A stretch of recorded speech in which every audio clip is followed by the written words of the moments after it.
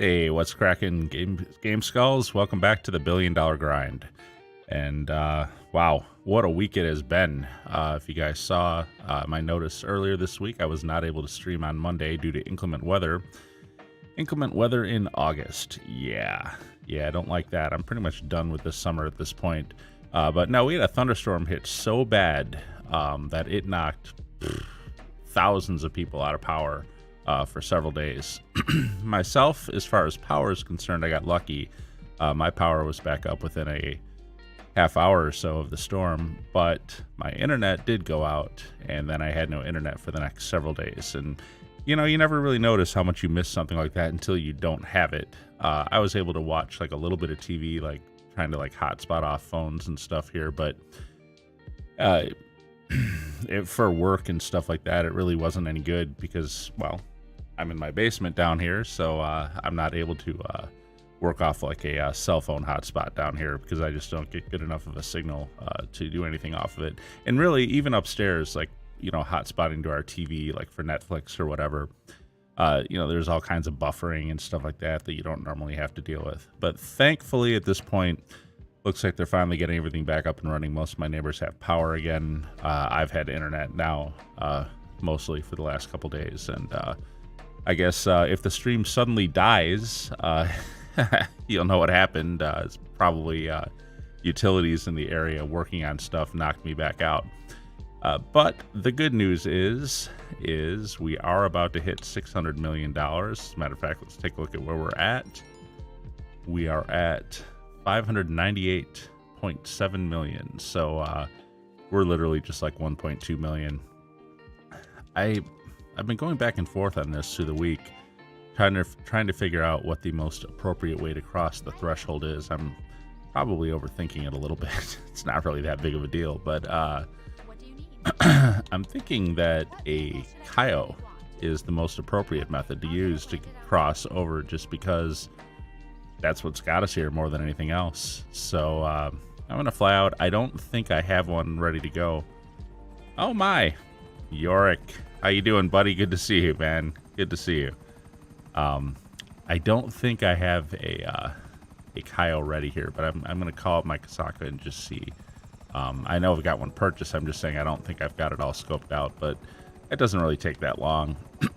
So, oh, Yorick, man, are you ready for the weekend? I sure am. I've just had a hellacious week with all the outages and stuff around here. Interfered with my normal work too, you know. I mean, am I really complaining that I got a couple of days off work? I guess I am. But thank goodness for unlimited PTO is all I can say. Otherwise, I would have been in a world of hurt. Or I would have had to have, like, packed up and gone somewhere. But I have trouble. Like, you guys, some people have commented on, like, all my screens and stuff back here. Yeah, I kind of need these screens. My old eyes. It's pretty hard to work off my work laptop. The screen is so small on it. I'm just not able to see it right or work on it properly. So even if I took my work laptop somewhere else, you know, where I had broadband available. Okay. You guys see what the Kasaka is doing here, bouncing up and down like this? That usually means it's glitched out. I am not going to land and try to go on that, or I'll probably have to restart my game. So I'm going to just return this thing, get rid of it, and maybe fly over by, what's it called, Elysian Island, and see if maybe I can spawn it over there with more luck. Yorick, me too. Last 2 days took off from work to continue my sleeve tattoo project. Oh, nice, sir, nice. You got ink, huh? I got no ink. I've got no tattoos of any kind on me. I have to live vicariously through my video game that way. I'll put some tattoos on my character in game.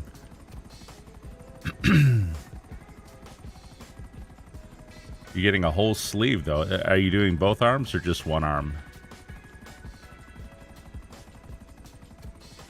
Isn't that stuff expensive, too? Alright, let's try calling the Kasaka again. See if we can get a... Okay, I gotta wait like 10 more seconds. That's not too bad. The cooldown's not too bad for the Kasaka. I know some other things it's ridiculous, like 5 minutes and stuff. So, okay. Kasatka, where are you, sir?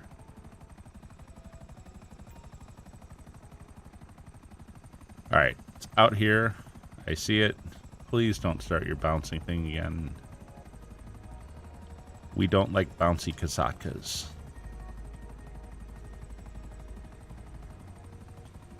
I say that like it's a thing. Alright, let's take a look.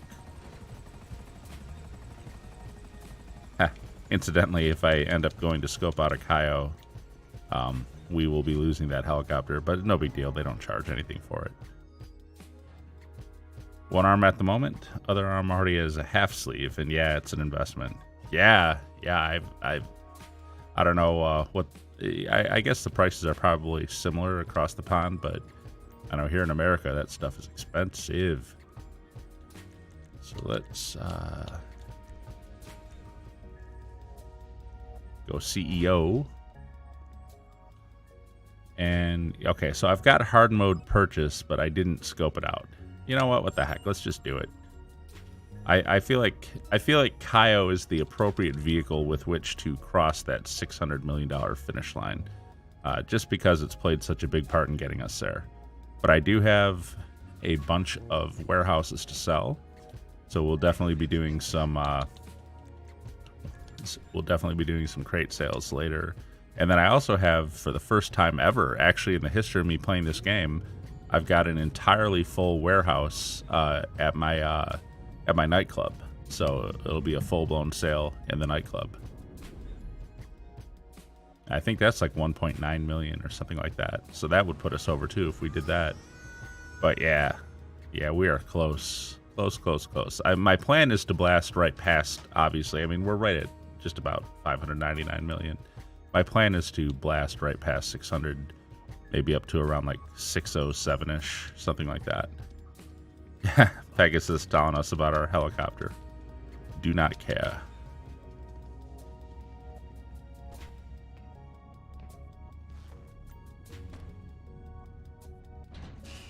Oh, you know what? I gotta change my my radar. I'll take care of that in a moment.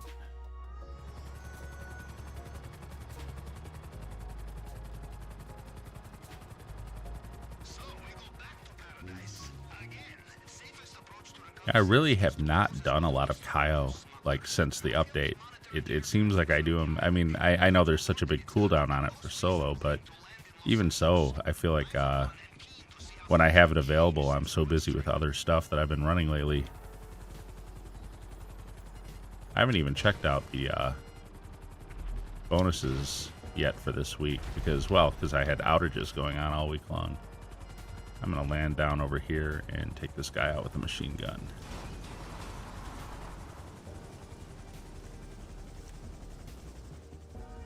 This has become like my favorite gun lately. These guys always get the drop on me, it seems like. Oh, not this time. Alright, let's get that radar adjusted. I hate when I forget that and I get out to Cayo and I can't see anything properly. And then I'm trying to stay on my timing. And if I pause to adjust it, it throws me off a little bit.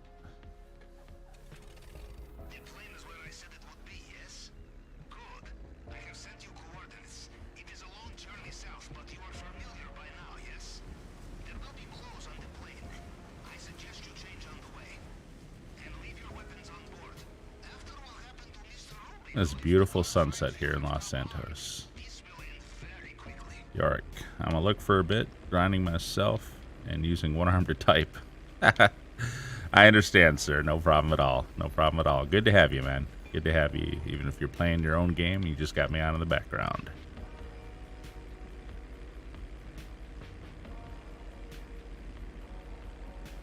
Yeah, actually, my internet outage kind of prevented me from watching the rest of your Lamar videos yet. I haven't gotten to watch those yet. I still want to. I think you've got like 7 of them out, don't you? I saw that, but like I said, I haven't been able to watch. I've watched like I think the first 3 I've watched.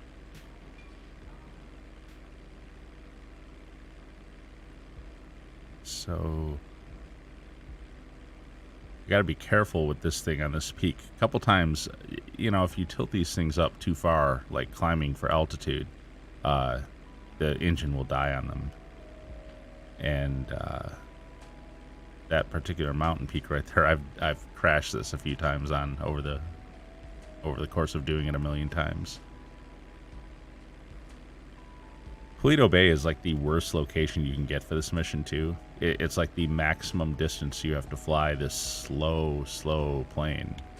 It's kind of like fake game lengthener, I guess would be the word. I heard another YouTuber use that phrase recently in one of their videos, talking about how in their missions Rockstar will, you know, force you to like travel a really long distance, and it's like basically an artificial time lengthener just to make things take longer to complete. And it's, I don't know. I feel like that's kind of lazy gameplay. Like, you want them to use the map. I mean, obviously they've got this huge map, so I would like missions to kind of encompass the entire map and, you know, have a reason to go this place or that place. But at the same time, when they force you to use a plane like this that's really terribly slow, and then they force you to just, you know, basically fly across the entire map to get to a trigger point, I feel like, I don't know. I don't know. I feel like that's just lazy, like lazy game design, like delay for delay's sake and not really any real point to it. I feel like if they really wanted to, the real point of this mission was to get this plane. I mean, that's the real point. Get it from the smugglers. I feel like if they were really interested in interesting game design, what they could have done was made it maybe a little more challenging to take this plane from the pirates, the smugglers who were protecting it. Maybe make them tougher, or maybe a little bit more prepared for you. And then also, they could then get rid of this part of the mission, and just when you finally do get the plane and take off, then it just, you know, jumps you to Cayo. You don't have to sit here and manually fly this thing all the way across the map. That just seems silly to me. It seems like such a waste. Although, by the same token, I've done it, what, hundreds of times, so I'm also used to it at this point. But I just think they could have made this mission more interesting and more challenging, and it still could have taken a little while, like if you had to go through some crap with the guys guarding it to get the plane. But then once you get the plane, there's no reason for all this. Oh my, let's see if we get the loading screen bug. I actually have gotten it a couple times again recently. Nope, not today though. Thank goodness. I hate having to restart the game. I thought I had a way of avoiding it, and really, I feel like I did, because I got over 60 straight Cayos without ever getting the bug when I did it that way. But more recently, in the last couple weeks, there's been like 2 or 3 instances where even doing it that way still resulted in the loading screen bug. If you're wondering what the way is to avoid it, when I say, you know, my way of avoiding it, basically, back in the day, I used to session jump with my spawn point being the Kasaka in order to start this mission. So I would just jump into the Kasaka with a session jump and start.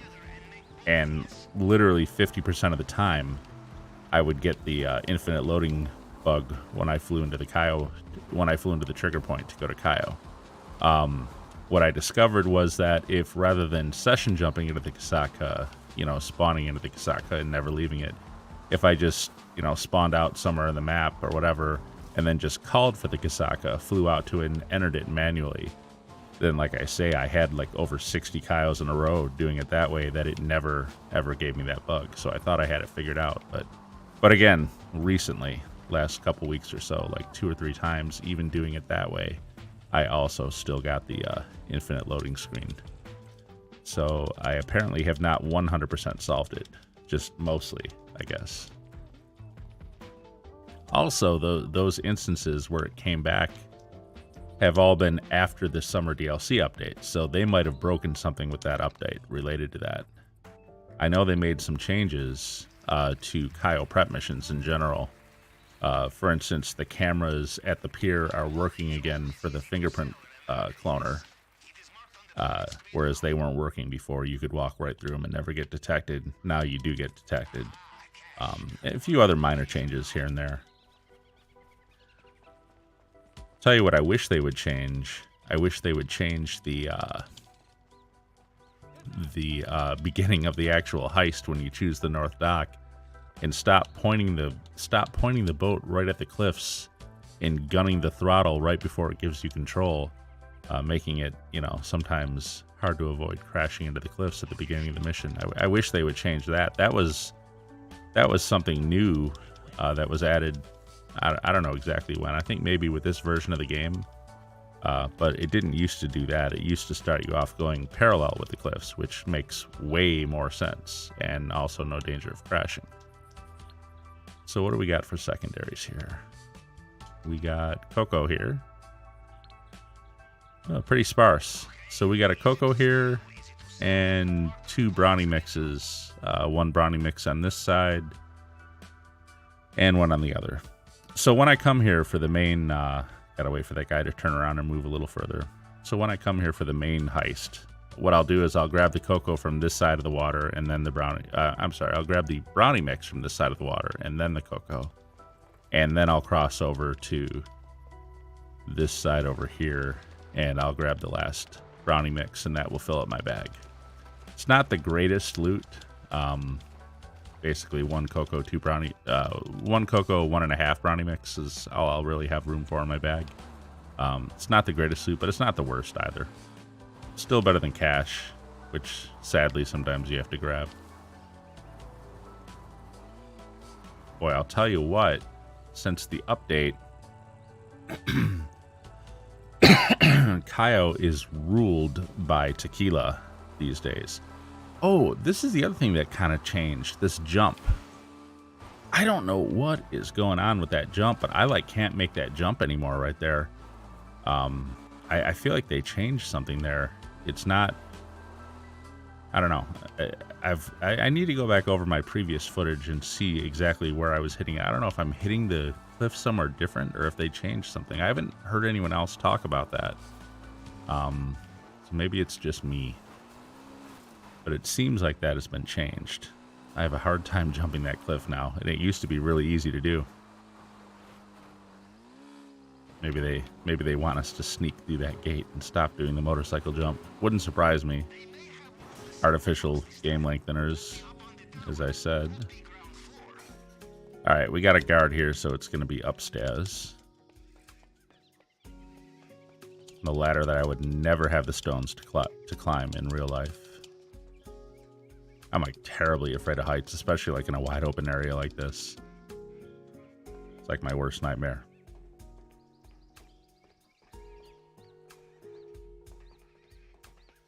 As a matter of fact, there's that movie from the 90s. I don't know if anyone's seen it watching this, but it's called Dazed and Confused. And it's about high school students in America in the 70s. And there is a scene where they go to a tower kind of like this at a park where they're all partying and a group of them start climbing up here. That scene has always actually bothered me a little bit just because, ooh, I can't imagine climbing something like this.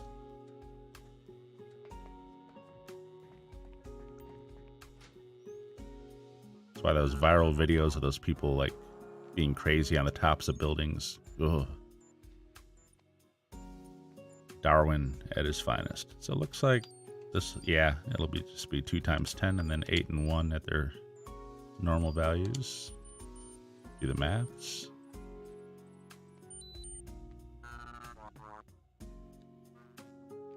All right, let's see that tequila, guys.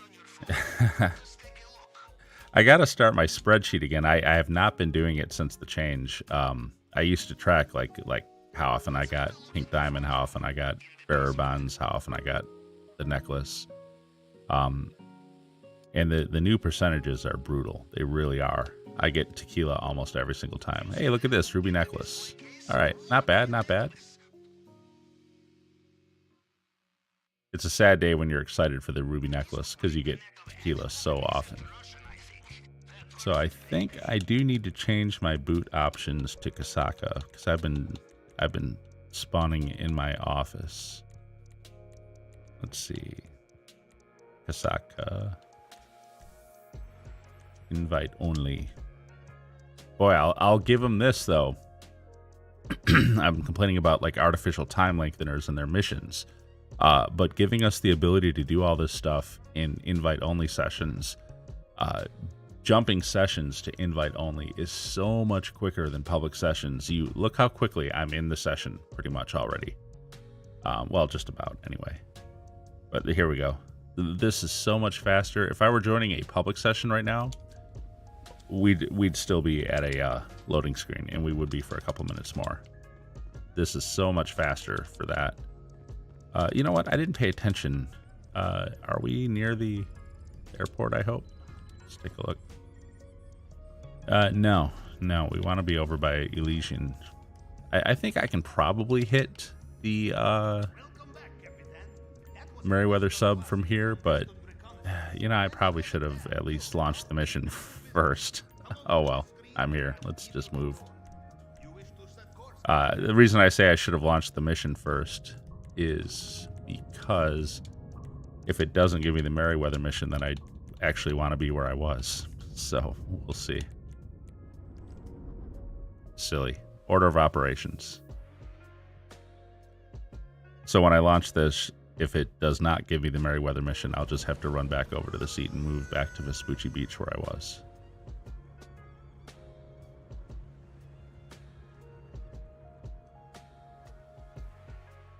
Although, if it gives me the Penrith building, then I'm fine with being at Elysian Island, so there is that.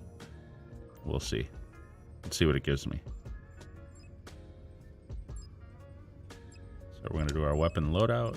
Always buy suppressors, and I like to do the crack shot, but you can use whatever loadout you'd like. Yep, Merryweather. So yeah, I'm glad I moved. Otherwise, I'd be moving now.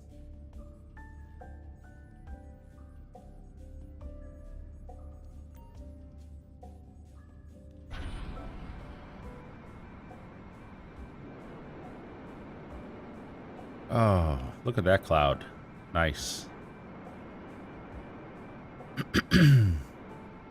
Moonlit night over Los Santos.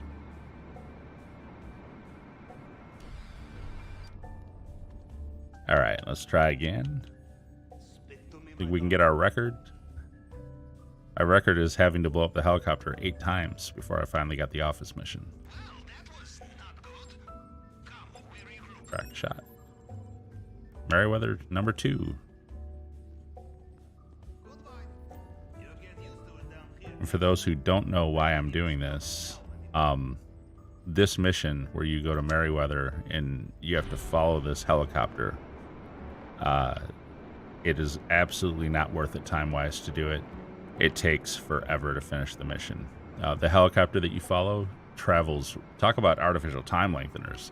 The thing travels in slow motion from what I can tell. And it'll go to like one of 3 different spots that are mostly across the map. And then once you get there, you have to go through a whole bunch of Merryweather guys, and you have to get on a, whatever the big flying fortress type plane is, where you can, the one that you can use to like modify, the tanks from the Doomsday heist. Can't think of what it's called. Anyways, you have to storm one of those, you have to steal some weapons out of that, and then you have to skydive out of that back to the ground, fight more Merryweather guys, and then come all the way back to your Kasaka with the weapons. So it's like a 15-20 minute mission. You could probably do it faster than that if you were really pushing. But honestly, it's quicker to just blow this thing up, relaunch the mission, and hope for one of the office missions, because the office missions just take a few minutes to do. So let's see, that's 3. My record is 8, the highest number I had to blow up. There we go. We got Penrith. Okay, so only 3. Not bad. Okay, if I could just run in a straight line and actually go through the door.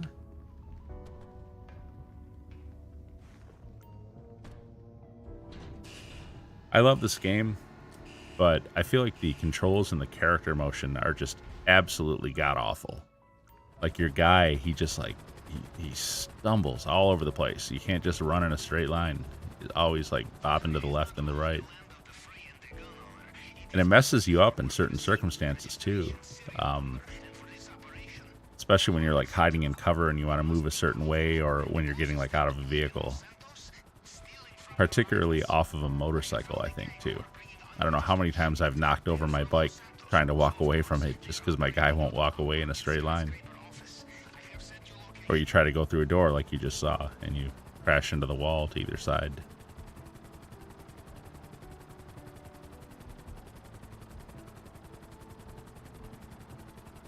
So this mission, I've shown it a few times already, but I feel like we've done Cayo like so infrequently anymore that people watching this may not have seen this before.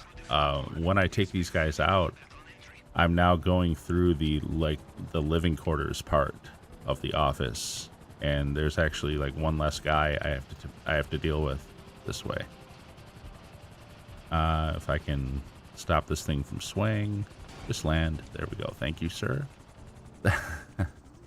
I like the speed of the Sparrow, but I have trouble controlling it when I come in for a landing. I feel like it really sways like a lot. It gets caught in its own updraft or something, probably because it's so light. But it makes it hard to control, at least for me. I'm always amazed by people who grief in the... Oh, so here's the new thing. I come in here and I pop this guy. Oh, I set off the alarm. Well, never mind. I'll show next time. Not a big deal to set off the alarm, though. Oh, I got him. Look at that.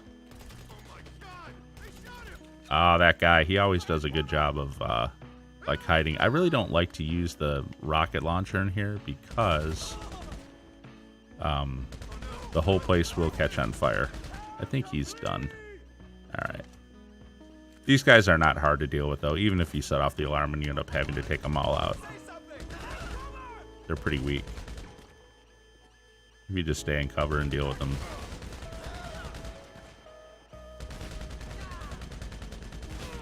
As he survives my... Oh, did that guy come out of the... No, he couldn't have. I took care of that guy in the living quarters. I love the soft music with all the raging carnage in here. Such a nice mix. All right, so yeah, I guess I don't get to show that this time. But normally I take that guy out in the office, and then I take the guy out over here by the desk, and I'm done. And I just do all this with everyone else still standing there. I tripped the alarm somehow this time, but no, not a big deal. Not a big deal. This is easily one of the easiest. This is definitely one of the easiest missions there is. 885. You guys will probably see it before me. Oh, I see it. Whoops. There we go. All right, let's get the guns out of here and get them back to the Kasaka. The one thing I don't like about this mission is the helicopters that chase you afterwards when you get out. Like, it makes sense right now because I triggered the alarm, so these guys obviously know that I'm in here doing this. But even if I succeed in doing all of the office part, like everything we just did, if I succeed in staying stealth all the way through it, when I come out here, these helicopters are still here to come after me. And I feel like, why? How would they know? We stealth through it. We never set off any alarms. So I feel like if you manage to do it all stealth, there should not be helicopters waiting for you outside. Now, in this case, since I did set off the alarm, I don't care. It's fine. I agree with that. Get back to the Kusaka.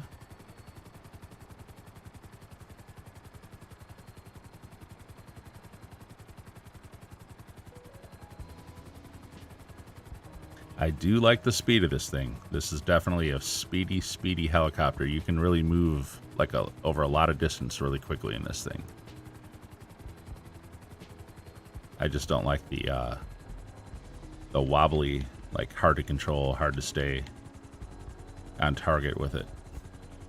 Oh, and like I was saying, that's why I have a lot of respect for people who actually sounds funny to say it. I was going to say people who grief in this thing. I don't really have respect for griefers, but what I mean by that is people who are good at using the Sparrow to take people out on the ground. And I don't mean people in vehicles with heat-seeking missiles. I'm talking about, I've had people grief me in a Sparrow where I'm standing on the ground. They don't have any kind of heat lock on me, and yet they're able to strafe through the sky and nail me on the ground standing there.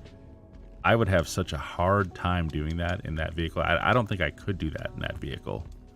And they're strafing around in the city with buildings all around all over the place too. Whoops, can you give me the control panel? Here we go. So next we're going to do the approach vehicle, and I always do the long fin. And for the rest of the prep missions, I am going to be over on Vespucci Beach. That's where I prefer to operate from.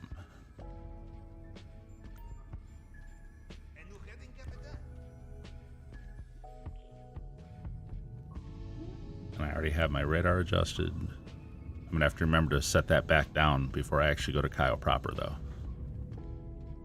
And the prep missions don't really take that long. We'll be done inside of 20 minutes here. We'll have them all done, I'm sure. We'll be heading out to Cayo.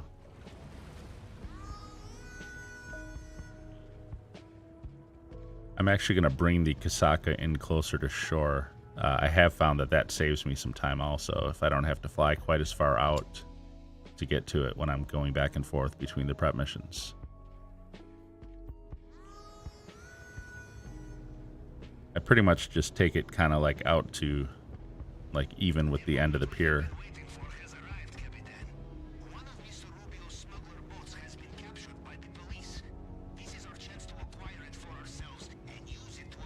A little bit further here, a little bit further.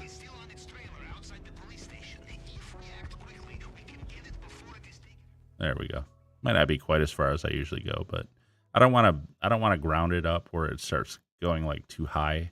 Otherwise, when I come back to it on my Oppressor Mark II later, it's kind of a pain to land on if it's like sticking up too high out of the water. This will be fine though. So we got the Vespucci police location. This used to be a really difficult one for me. Well, I guess not difficult, but tedious. Like trying to get the boat out of this yard because of the way the gates are and stuff. I used to have kind of a hard time with it, and the reason was because I used my Phantom Wedge to tow the boat, and I was trying to back in. I was trying to go into the yard in reverse, and I have found that going in forward actually works a lot easier. I'll show you this in a moment. Let me... Here we'll call for my Phantom Wedge. Here we go. And we can return the Sparrow from here too. Return options, return moon pool. And you definitely want to snack up and armor up, because these guys are going to light me up when I go in here. Sometimes I get away unscathed, but a lot of times you'll see when I'm pulling back out of here, my armor will be completely gone.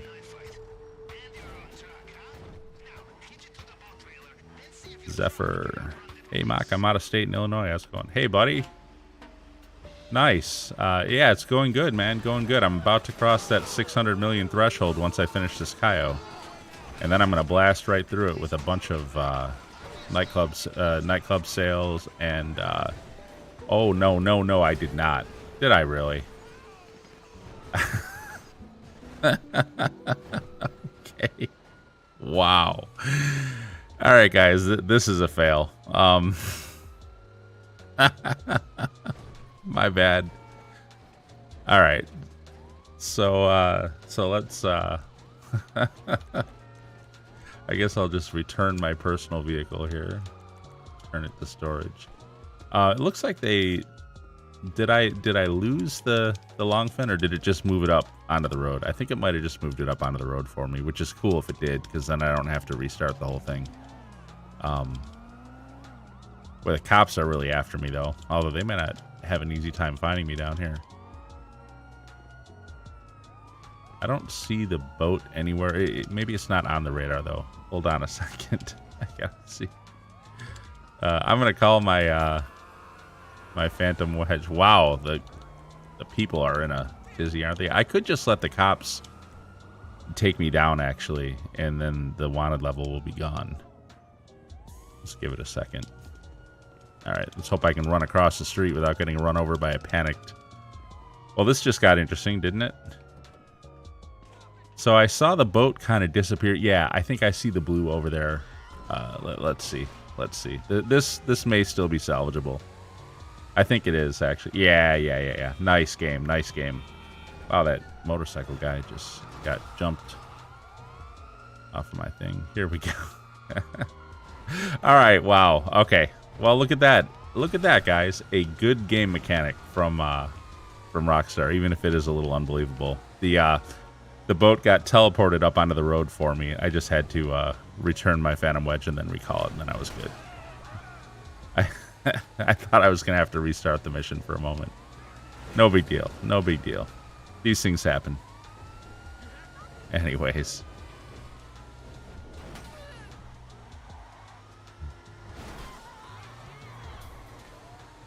So once we get this back at the docks, we'll have like the three, what I think of as the three simple missions, which are the plasma cutter and the fingerprint cloner and the cutting torch. Oh my goodness, I am really not driving this thing well. You know what? I honestly feel like, oh, what is going on with this thing today? I honestly feel like my familiarity with this is dwindling a little bit. You wouldn't think it would. I mean, I still do it a few times a week. The Cayo Perico heist I'm referring to. It's just that I used to do it, you know, every single day, multiple times a day. And now, don't worry, it'll fit. And now I just don't do it as often because of the cooldown. But I actually do feel like I'm losing a little bit of my familiarity with it. That I'm not as good at it as I was like a month ago. And as you can see, I'm having a bad day driving this Phantom Wedge. That's for sure. Alright, we're about done with this one, though. Need to crash through here. And actually, the cops are, like, nowhere to be seen, are they? I go back and forth. When the cops are, like, far away from me on this, like this, I'm not sure if it would be quicker to just blow myself up or wait for the wanted level to disappear. But I'm going to wait. That was entertaining. Running that over the edge like that. I was sure I had messed that up. I was sure I was going to have to restart it, but thankfully not. Alright, it is Mark II oppressor time for the rest of these missions, and these will go really quickly, actually.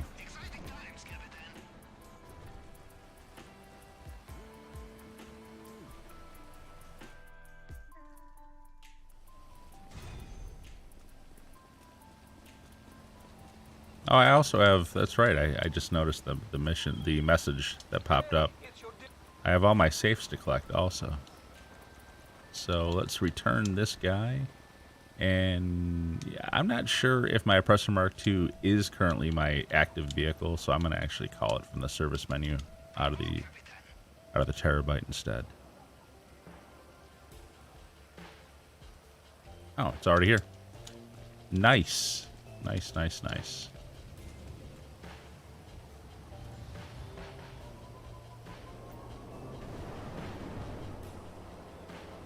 So, Zephy, if you're in Illinois, I take it you're not going to be playing tonight? I don't know if anybody has, like massively full warehouses or stuff they want to sell, but that was one thing I was hoping to do after I finished my my grinding out here. But I don't know if anyone has that or is ready for that or is watching tonight that would want to do it. So, let's... Oof. Okay, I kind of came up here a little funny. Come on, really? Alright, sometimes it's best to Just don't put it in the water. Sometimes it's best just to realign yourself and head back out again.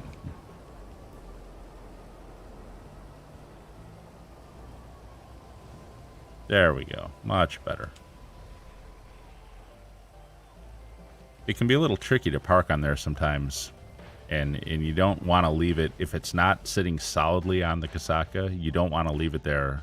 Or once you get inside here, you're going to get a message saying your oppressor has been destroyed.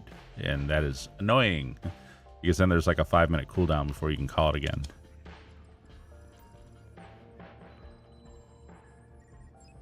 Alright, so we've got the plasma cutter. Let's knock this out. And then the fingerprint cloner and then the cutting torch. And we are ready to go to Cayo.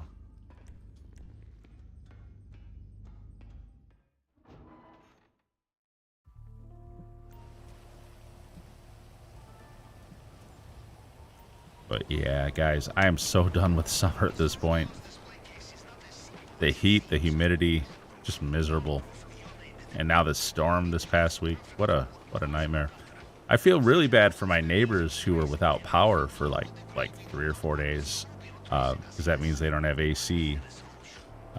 Also, I can't even imagine how much money they spent. Those that had generators, I don't know how much they must have spent in gasoline. Because I'll tell you, when I would go out for a walk in the neighborhood this past week during all the outage, the dull roar of generators was like filling my neighborhood.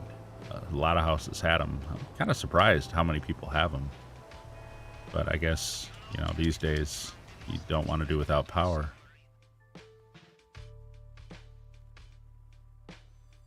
So let's see, take a picture. There it is over there. Send it to Pavel, and we are out of here. Hopefully it's at Rockford Hills and not Del Perro, but either way, we'll get it. I just find Del Perro to be a little bit trickier than Rockford Hills. I'm more likely to die at Del Perro. Okay, cool. Rockford Hills. Which one is it, though? Is it the one behind Dre's studio? Or... yes, it is. So of the 2 Rockford Hills locations, this one is a little bit harder. Just because there's a spawn point you have to go to trigger it. Like, I could swoop through here, kill these guys, take it, and go. But then, even if I got it back to the Kasatka, it would tell me I still had to go to Rockford Hills because there's this trigger point you have to hit. So we will hit that first. These guys are swooping in on me. And the trigger point is like... see, the thing is right up there straight, but the trigger point is over here on the left. So now that I've triggered it, now I can just go straight through here, grab the plasma cutter, and let's try not to get caught on trees. And fly back to Kasaka. So it's still, again, I talk about it like it's so hard. It's not really that hard. It's just kind of tedious, and it annoys me when I don't remember to hit that trigger point, and then I'm coming all the way back out to the Kasaka with the plasma cutter, and I drop it off. I come back outside, and it's still saying go to Rockford Hills. So then I have to fly back and just to fly through the trigger point to finish the mission, and then fly back to the Kasaka again to start the next one. So it's just a little bit annoying, a little tedious. I think that trigger point is silly. It shouldn't be there.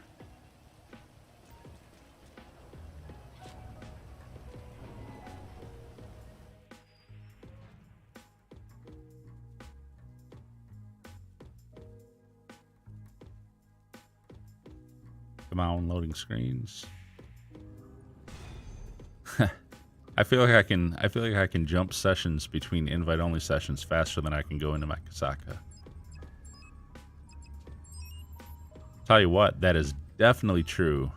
If you're grinding crates, if you're sourcing crates in invite-only sessions, and you set your spawn point to your office, you just jump sessions to your office, and then launch your source mission for whatever warehouse you want, and then use concierge to leave by buzzard.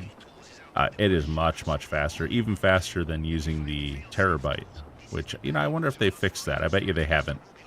The bug that we've been complaining about has been that even though you can do all the CEO crate stuff in invite-only sessions, if you try to do a source mission, and not just for crates, if you try to do a source mission for any business, you know, bunker, hangar, MC businesses, stuff like that, auto, if you try to do a source mission from the terabyte, it'll tell you that you need to be in a public session to do that. So clearly a bug, because these same source missions, obviously you can launch from the other locations, you know, either from the businesses themselves or your office or your arcade, which also, you know, your arcade also has the ability to launch all of them from one place at that master computer system or whatever. So all those places can launch them, but not the terabyte. Obviously a bug. I hope they do fix it, but my point is it used to be that the terabyte was the most efficient way to do these source missions for crates, because you can just spawn it kind of near you after you've delivered one warehouse. You know, you spawn your terabyte and start the source for the next one and move. But it's actually quicker to jump sessions and invite only back to your office and do it, I've found anyway.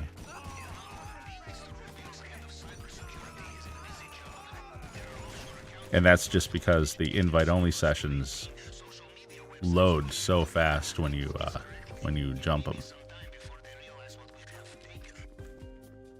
All right, let's get this.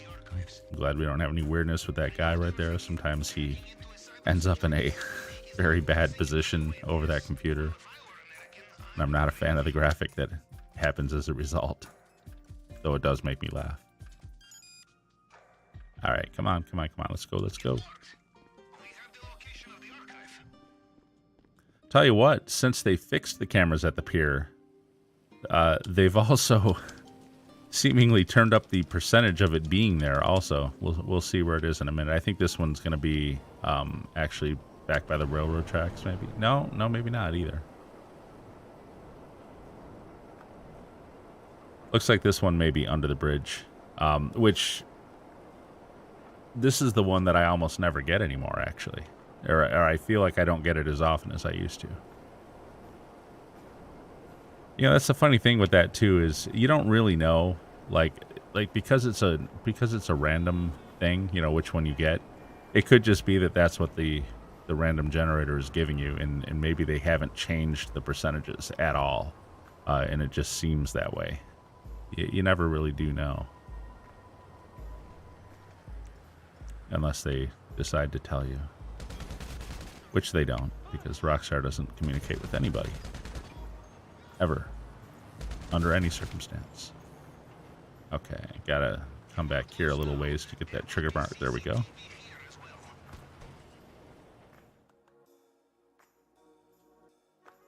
This is the only location for this one that I actually take the time to take out the cameras. The one by the railroad, or not the railroad tracks, the one, well, I mean, it kind of is actually. The one by the railroad depot down by the watershed, that one I don't bother with because it's so easy to just run back out of there and take off. Same thing with the pier.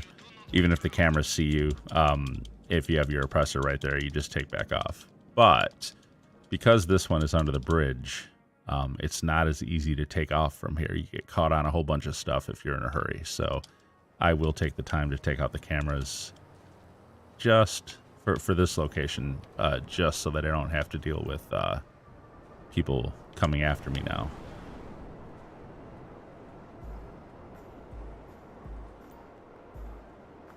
If you do all these enough times, you'll start to come up with like what works best for each location.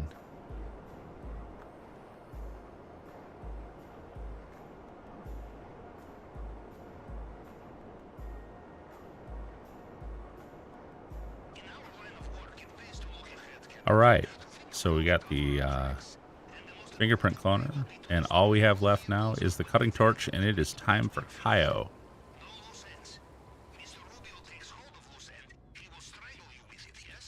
I told you guys earlier, like 15-20 minutes, so that was going to be around 9:25.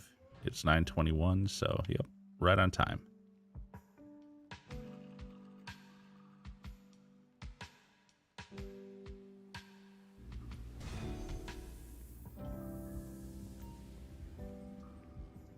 We'll collect those safes after Cayo, and then we'll do the nightclub sale. Cutting torch.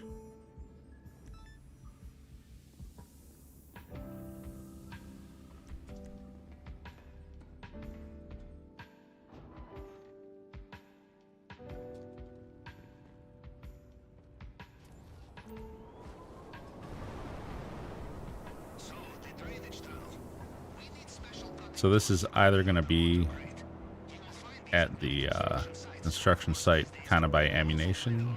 It is. Okay, cool. The other place it could be when you're going this way is it could be at the top of the Mile High Club, which I'm not a fan of. This is, for me, this is the easiest location. Even if it's not the quickest, because you kind of got to take your time to kill all the guards. I suppose you don't have to, but I do.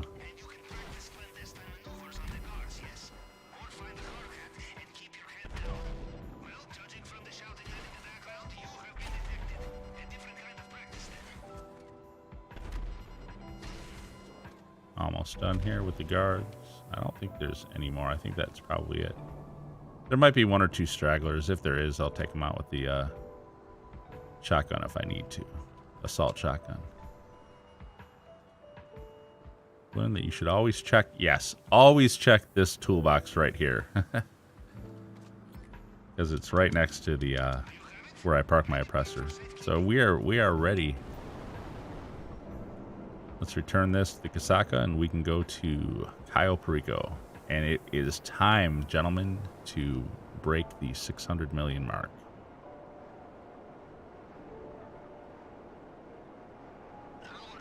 Been looking forward to this. I wanted to do it on Monday, but that storm knocked me right out. Well, that was really something too. You know, guys, so often when I'm getting ready to stream, I'm kind of in a rush, like, to get started. Like, say I'm planning on streaming at 8:30. I'm literally coming down here at like 8:15 and getting everything set up, so I'm kind of like rushing and flustered and whatever. This past Monday, when I was going to stream at 6:30 p.m., I was down here at like 5:30. I had everything set up like way in advance, and I was just literally just sitting here chilling, like getting ready, you know, waiting for it to get to 6:30 so I could start streaming. I had everything all set, and at 6:20, and I'm sitting here, everything goes out. I'm just like, are you kidding me, man? That really sucked. That really did. I was irritated. So let's...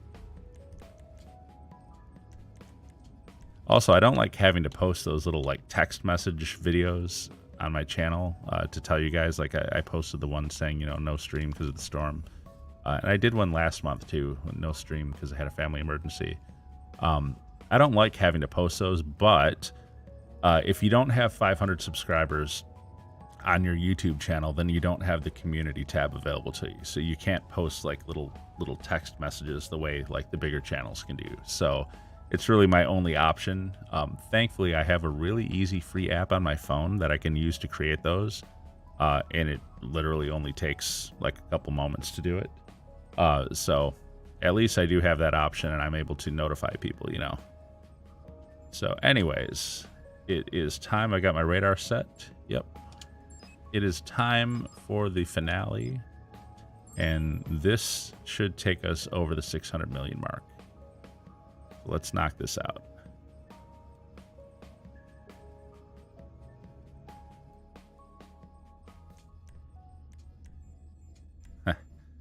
Yeah, I really don't do this very often anymore. Cayo has kind of taken a backseat to stuff.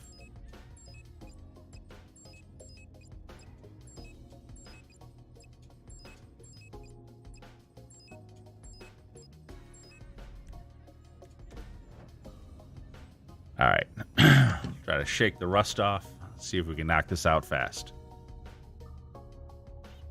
And what do we have? We had a cocoa and 2 brownie mixes, but I think the brownie mixes were on each side of the water. So we're going to go to the right side of the water first. We'll actually grab the brownie mix first because it's easier to take that particular location. And then we'll grab the cocoa, and then we'll cross the water and we'll grab the other brownie mix. So let's do it. And see how they point this at the cliff like this? It didn't used to be like that. It used to be coming like this. like along the cliffs, which makes so much more sense.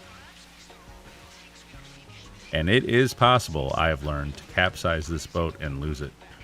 And if that happens, I will be restarting the heist. So, because you need this thing. At least until you get to the compound. Alright, so we will jump. Wait for the Jeep to go by, and then I will snipe this guy. There goes the Jeep. Give it a few seconds. There we go. Switch to my AP pistol. I think that's what it is, isn't it? I don't want to stop and look. So there's this Jeep.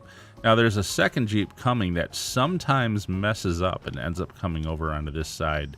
It depends whether he gets stuck or not. Okay, he did not get stuck, so all is going according to plan. But you do have to be prepared for that, because when he does get stuck and then he comes this way, you have to kind of adjust your route a little bit to avoid being seen. I need this guy to hurry, get in there so I can take him before the camera sees me. Alright. So, we'll grab this brownie mix, then we'll grab the cocoa, and then we'll cross the water.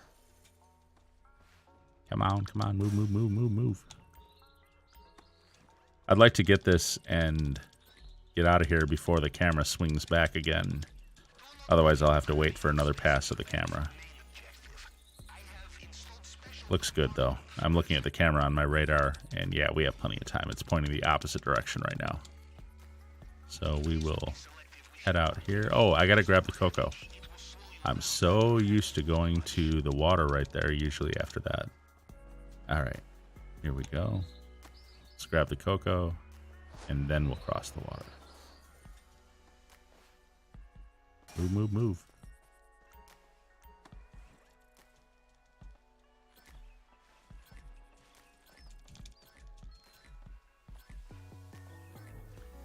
Okay, we got the cocoa. And even though the values are still higher than they used to be, of course, with the ruby necklace as the main target, the value of the secondary targets like cocoa, brownie mix, cash, and stuff is not as high as it would be if it were tequila. You gotta kind of find that balance, though. You know what I mean? At least, I will say the upside of all this. Oh, that guy's there already. Oh boy, is he gonna move? He might. Got him. Okay, good. Got the cameras. Get this. So even though it's nice when you get tequila that you can still end up with 1.5 million sometimes, it would still be more valuable to have a higher primary target. So this is the brownie mix. Okay. Even if the secondary targets are a little bit less in value because of the higher value primary, you still want the higher primary because your overall take is going to be better. So let's get back to the boat. Let's get over the compound and knock this out. We are on perfect schedule so far here. Everything has gone swimmingly. And y'all know I just jinxed myself, right? Honestly, the boat is a little bit more grounded than I would like it to be, but that's okay. We'll just back up, and now we can go.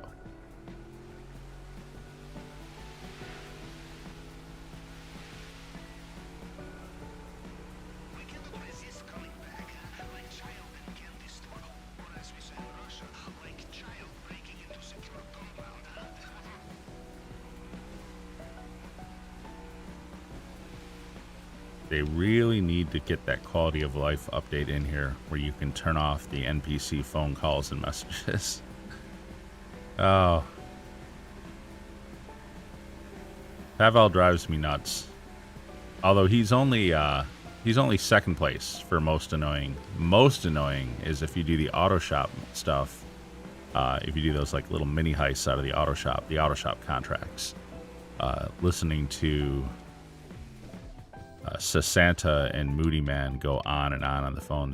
Those are the two most annoying characters that have ever been introduced. I'd rather talk to Simeon than listen to those two prattle on. Heck, I'd rather listen to Pavel.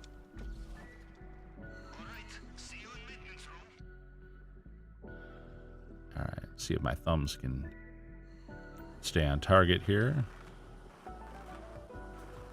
I will say from playing on PC, I don't know why I stressed it that way on PC. On playing on PC, it's a lot easier to do this with a mouse than it is with a controller analog stick. But not too bad.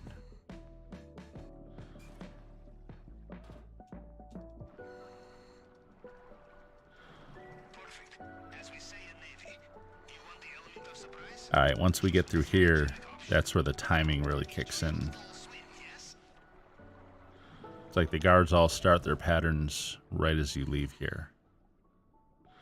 That's why I don't like to do any other entrance either, by the way. I'm not sure where the guards will be that way if you were to come through like the gate or something like that. I mean, I know they walk repeating patterns, but my point is I don't know where in their pattern they will be if I came like through a gate or something. Whereas here, they're always at the exact same spots from this moment. So, all right, let's do this. Go up the stairs, around the corner, we'll pop this guy.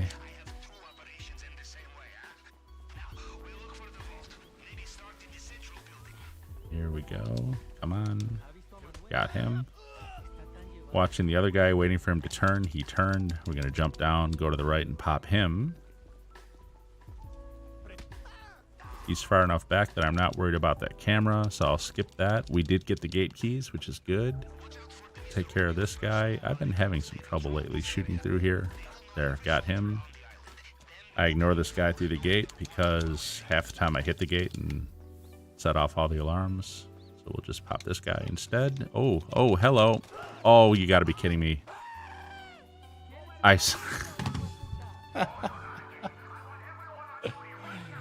Yeah, that was funny.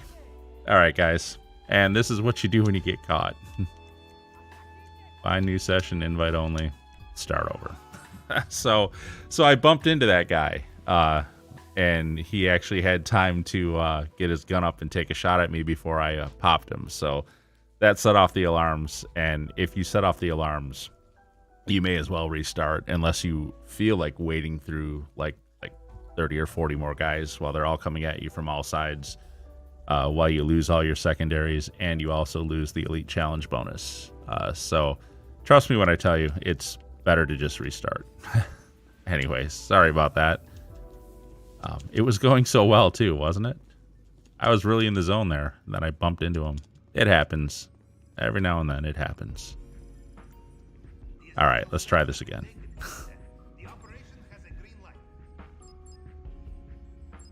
The game does not want me to break 600 million.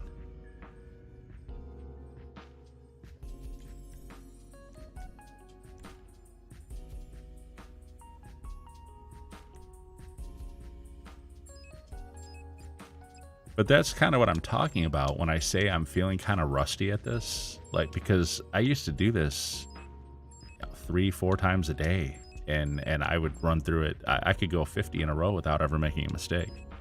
But because of this really long cooldown that I have to wait through now, I'm going like a couple days sometimes between running these things. And I can feel, like, even though I still know, like, I can feel the rust in my game when I try to run this now. Like, my timing isn't what it was. That's crazy for only being a couple weeks, too. Like, you know, it's only been a couple weeks since this change happened.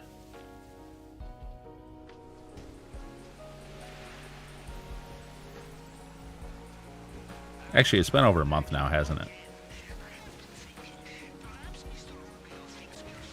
All right, let's try this again, shall we? Everything the same, except I don't want to bump into that guy.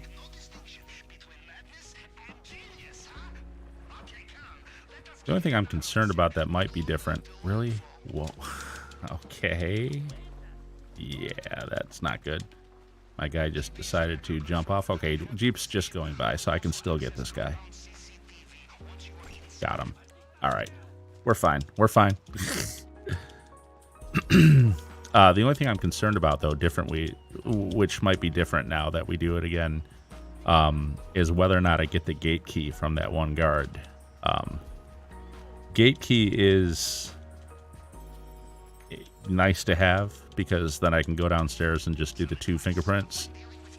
But if he doesn't have it, and if none of the other guys do, then it's no big deal. I mean, I can get by without the gate key. It's just really nice to have it. Is this guy going to turn around or what? There he goes. So let's try not to bump into people. And let's just pop them quietly. Can't believe I did that. All right. Get the brownie mix here. Then we'll grab the cocoa.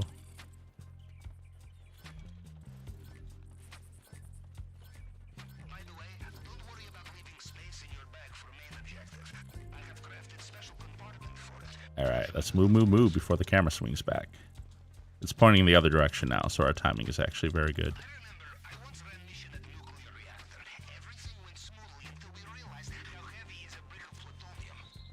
Honestly, we didn't run into a timing problem. Everything was going perfectly at the compound. It's just that guard, I bumped into him instead of popping him like I should have.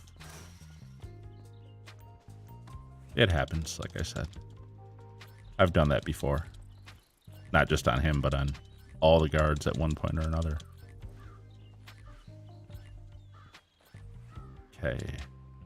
So last time we swam across, this guy was already right here, wasn't he? So we will see. I'm not going to rush killing this guy if he's already starting to move. I'm not going to risk taking him out. Not going to risk setting off the alarms trying to take him out while he's moving. But he is there, so got him. Ooh, a little bit of a wild shot there, though. That could have been bad. That could have set the alarms off, but it did not. I'm going to put my gun away so as not to trigger the guards with the white vision cones. If they see you with a gun, they will trigger. But if they see you and you don't have a gun, they won't. So it's best to keep your gun put away if you don't really need it. So bag is full. My boat is floating. That's fine. Actually brought it a little bit closer. Oof. No, but now I gotta swim a bit.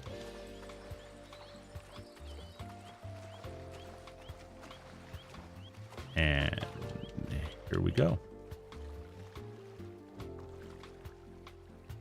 All right, let's try this again. Unbelievable. Cracks me up, though.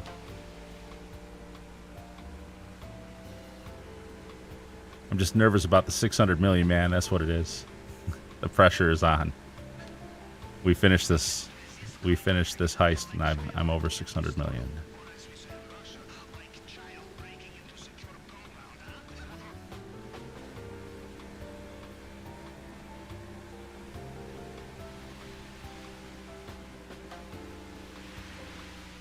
All right.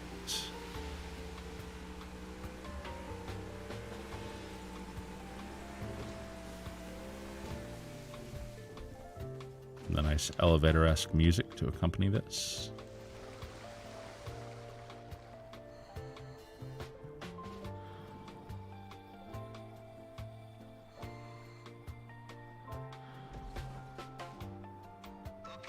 I'm kind of surprised that you can't use a mouse in this game on Xbox, just because Xbox is Microsoft, so I figure whatever OS they're running on the Xbox is probably some kind of a Windows-based thing.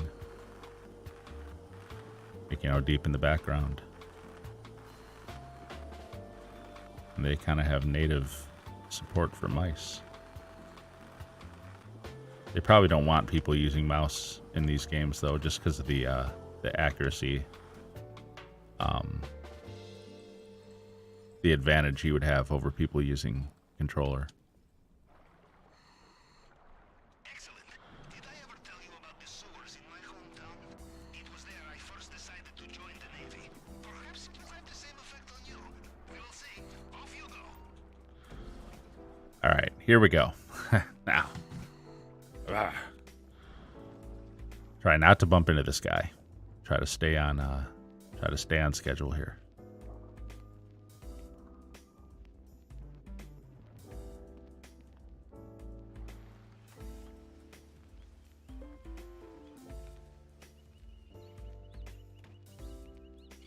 Okay, switch to my weapon, adjust my camera angle, and here we go.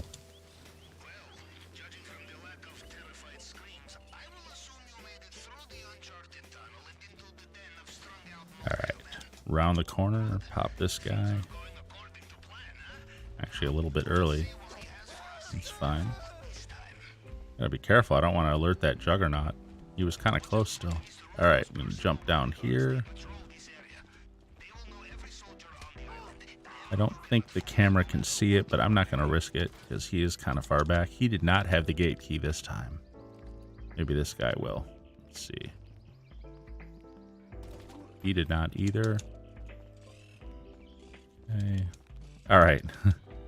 Easy here now. Let's pop this guy and not bump into him. Good. He had the gate key this time. Nice.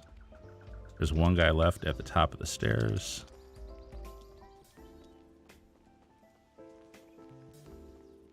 And I've bumped into this guy in the past too. You gotta be kind of careful with him. There he is. Got him. Let's empty out the office safe, and since we have the gate key, we'll head downstairs and use the easier fingerprint cloner.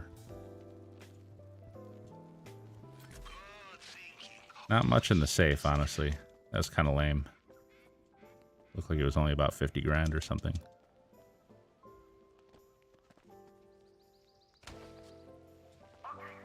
Alright, we are way ahead of schedule. That juggernaut isn't anywhere even near here yet. Gate keys. And fingerprints right here. And I like coming down here as opposed to the one up in the office because there's only 2 prints here where there's 4 prints upstairs. So you can get this one done a lot quicker. These tend to be easier too.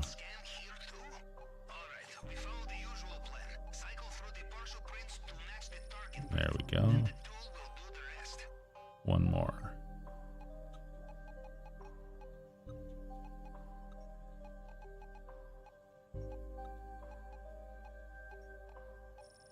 And we're done.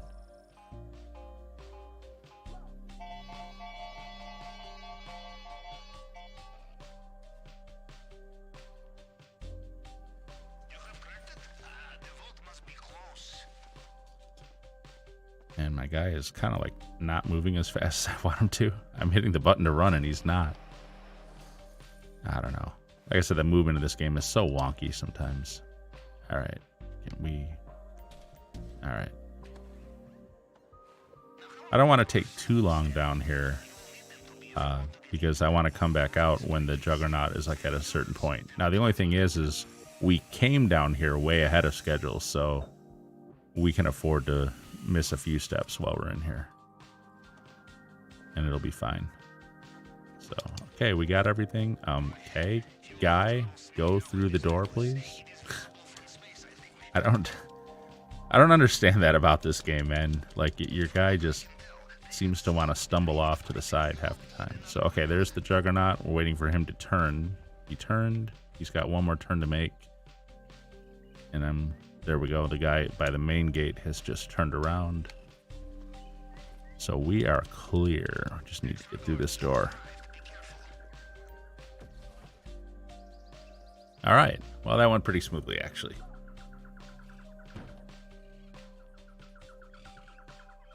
For not being as familiar with it.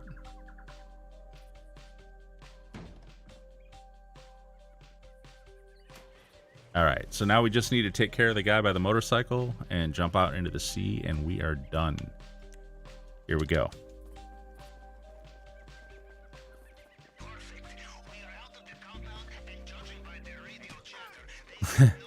I've screwed up on this guy too, by the way, guys. And that's heartbreaking when that happens because you have to do the entire thing all over again.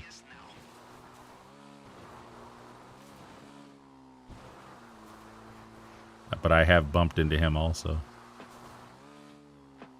All right, that went very smooth. Get our air mask on, get rid of our knife, start swimming out. And this will put us over 600 million as soon as this finishes. Waiting for Escape Cayo Perico to disappear. It did. We'll do the Nirvana Nevermind album cover here. You guys have ever seen that? The baby underwater. kind of from the same camera angle. And we are done. Let's see what our take is, and then we'll see what our bank is at. Should be over 600 million, though.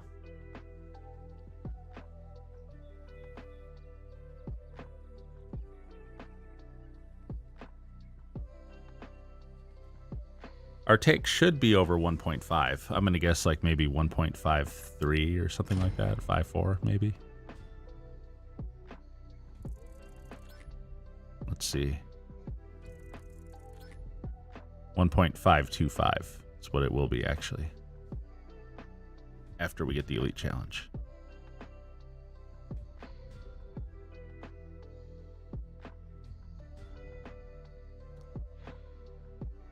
There we go, 1.525.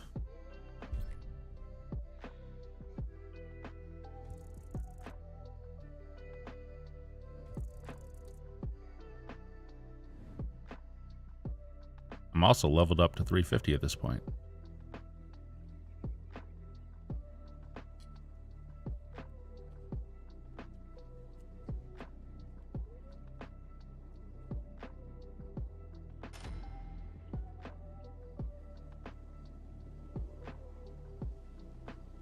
All right, let's let these cutscenes finish, get back into session.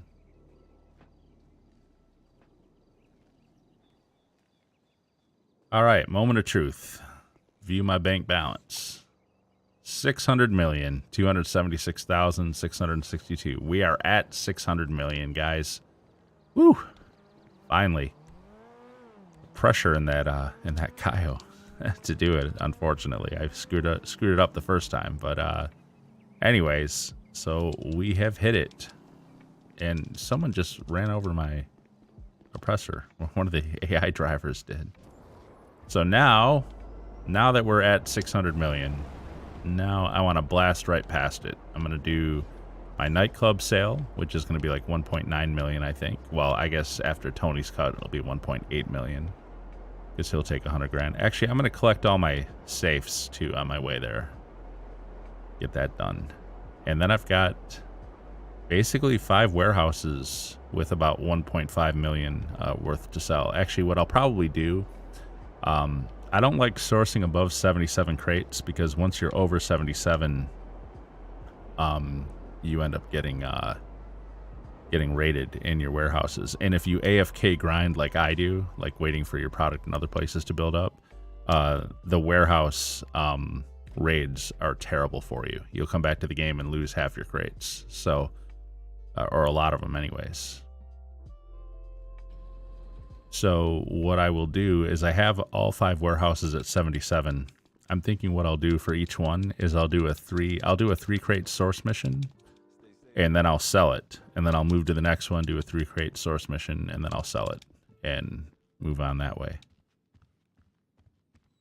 And since I'm in my agency, I may as well make sure I've got all my ammunition, ammo, and armor.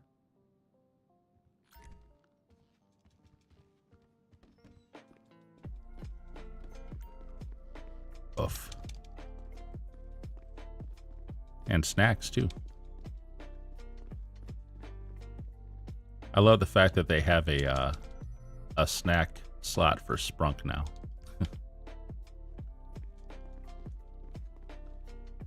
And let's just make sure we have ammo and armor. So what you looking for? AP pistol is all I care about, actually. Combat MG Mark II, all I really care about. Special carbine, all I care about. Pump shotgun and assault shotgun. Sniper and heavy sniper. Wow, we're pretty full on everything. RPG. Oh, that's right, we didn't use the RPG. Oh, I need sticky bombs. I didn't use the RPG at the end of the Longfin mission because we actually lost the cops on that one. Usually I have to purchase an RPG. Rocket. So, armor. All right. Well, we were pretty full. Low a little bit on a few things, but Nothing major, but we are full now. Exit to roof.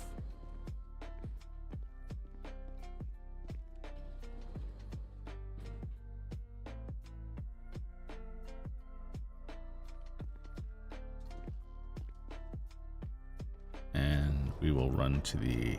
Actually, you know what? I'm going to go ahead and start the agents up out of the warehouses too before I do it. That way we might even get like an extra crate or so when we're doing the sell missions. When we get to those warehouses. And actually at this point, display, turn my expanded radar back on.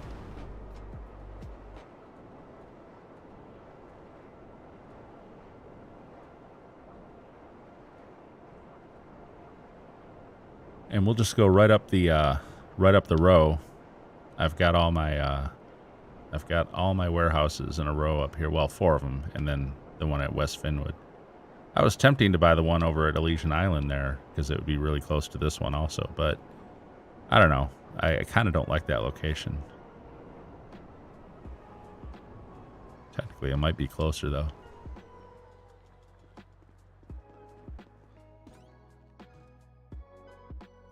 So I have all 5 warehouses sitting right at 77, which basically fills right through this second tier on this shelf. So let's see, where is the person? That's right, I wanted to do the agent, didn't I?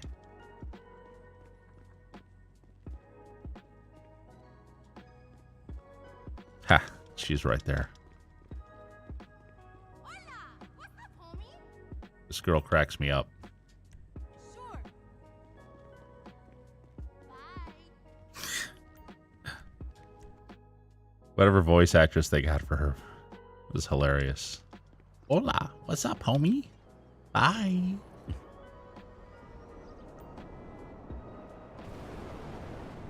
Sounds like a teenager.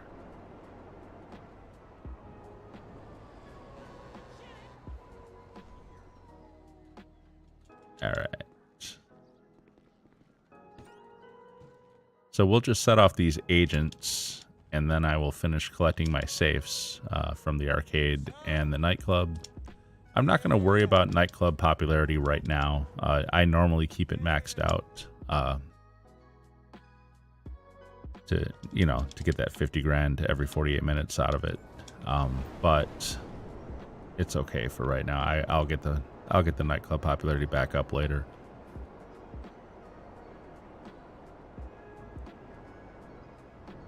Oh, and for the crate sourcing, if you guys haven't seen the new crate sourcing missions, probably have by now, I would think.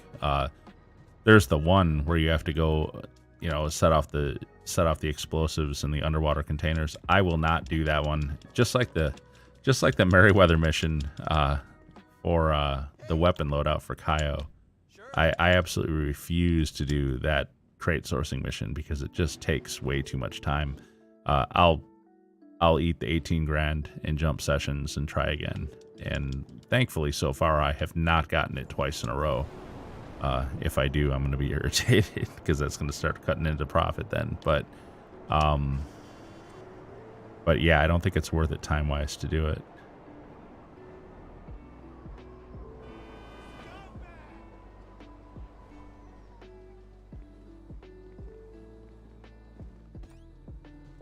So this is warehouse number 4. Last couple days I haven't been doing this because I've had my crates up to 77. I don't want to go over until I was ready to actually play the game and run it because of the raids. I don't want my warehouse getting raided when I'm AFK. That was a painful lesson I learned the very first week of doing these. I had built my warehouses up to 80 some. They all were in the mid 80s. And I AFK grinded overnight, and I came back the next day and they were all in the 60s. So literally every one of them got raided. And I wasn't even in my CEO. I didn't know the mechanics of it. I didn't know that the warehouse raids would still happen even when you're not in CEO. So that was a nasty surprise for me. I guess I was comparing it to to the MC businesses, where if you're not in your MC, then it won't. What am I looking at here? Is that a? Okay, yeah, that's a exotic export car. I'm not going to bother with that right now. I do still like doing those, but right now I'm on kind of another mission.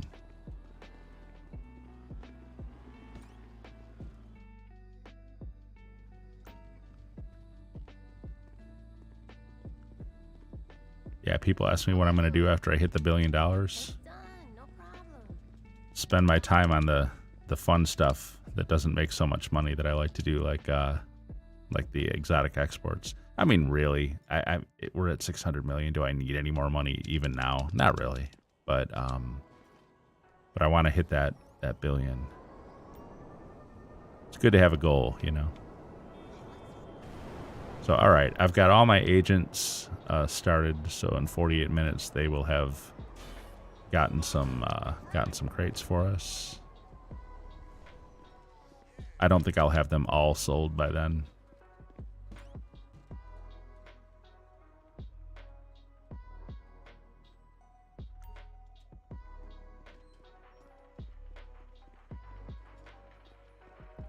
Grab our money out of the safe here. Should be 100 grand. Should be full, I would think.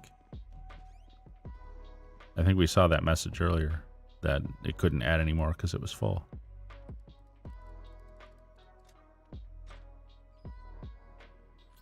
There we go, 100 grand there. So we got 250 from the agency, we got 100 from the arcade, and there should be 250 in the nightclub also, I would think. I'm pretty sure I had the popularity up before I collected, so we'll see in a moment.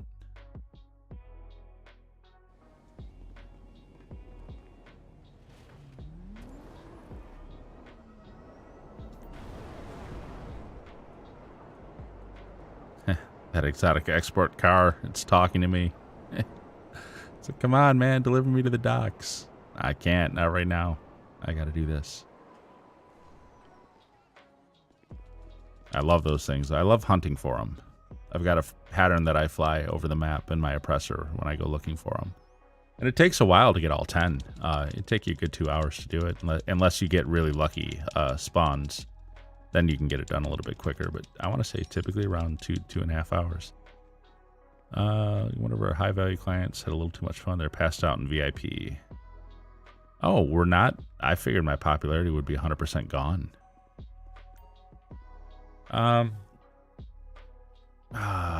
You know what? I'm gonna let that guy. I don't know. What happens if you don't take him to the hospital? Does he die? I don't know. Not my problem. Not right now. I'm not worried about nightclub popularity right now. Heartless, I know.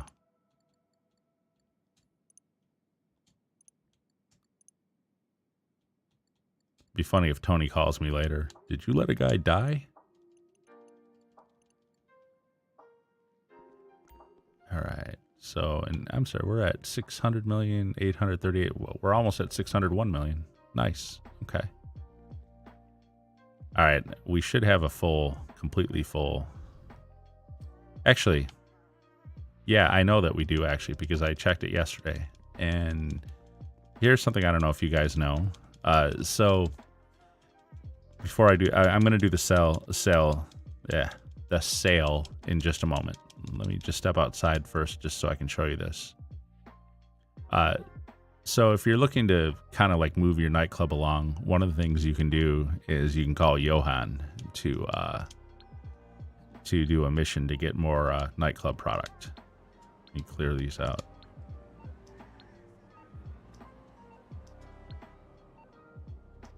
So if you call Johan right now when your club is full, you'll actually get this message.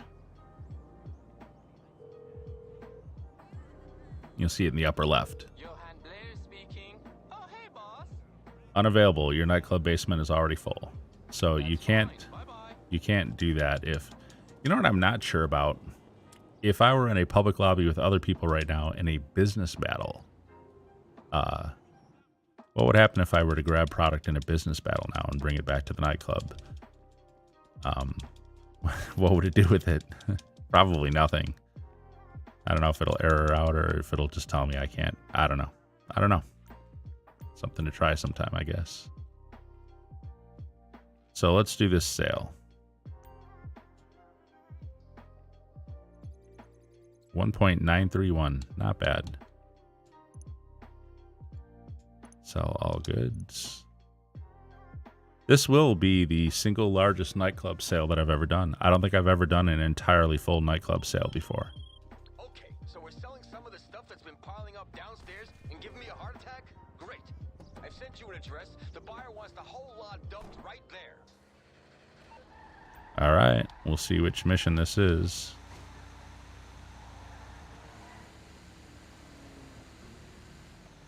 I'm wondering if it's going to be the one where the cops are waiting for me. Probably.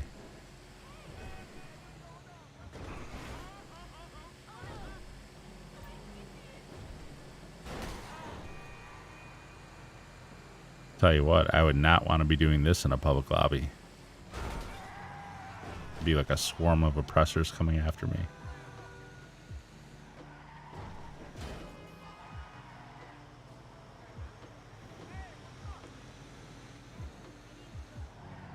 Oof.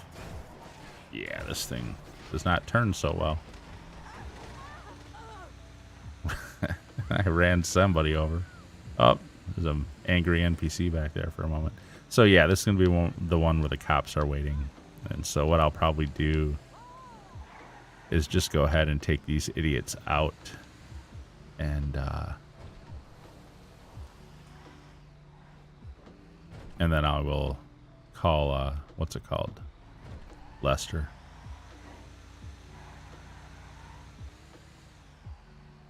So you can do this a couple different ways. This is my way of doing it. Just get out, use the explosive sniper. He's done. He's done. Then we'll... Shit, those were undercover cops. They must... There we go. Now I can call Lester.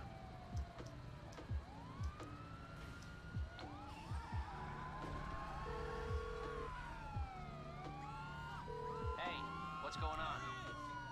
I take it this isn't purely a social call. Of course not. You're in And we're trouble done. and you Now we'll need just my go to the other help. drop-off and drop it off. Are you out? Yeah, shut up, Tony.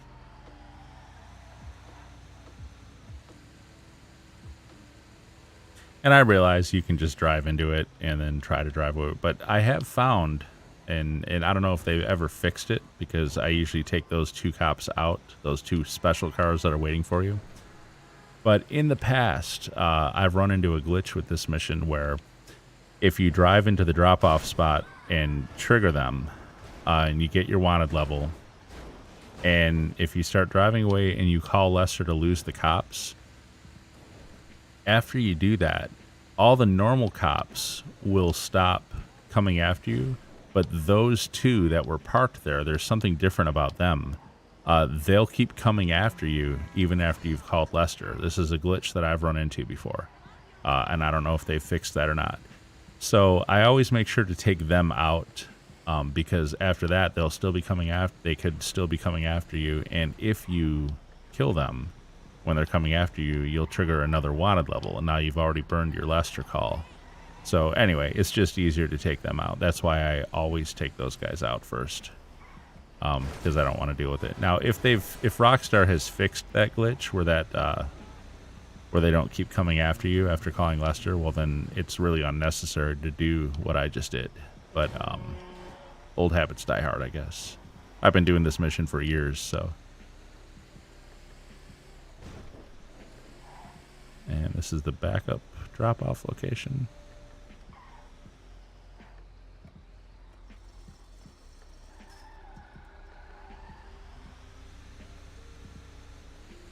And there we go.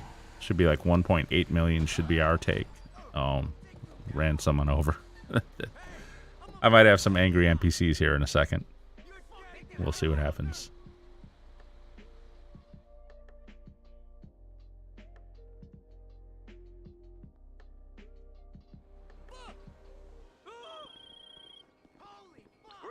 Okay, looks like you're done here. I will fiddle the accounts and send you the money. Just another day in the life of nightclub maven Tony Prince. Nice. Okay, so 1.831 million. We're now at 602. So it is time to start knocking out the crate warehouses. So what I will do is actually I'm going to set my spawn point to the Maze Bank. I don't know if you guys saw that last week, but I actually moved my CEO office to the Maze Bank Tower. I used to be at Lom Bank West, but so we'll go to invite only session. And I love how quickly the session jumps work for invite only. It's so much better. So much better. I'm so glad that they gave us the ability to do this stuff in invite only. It's made a big difference.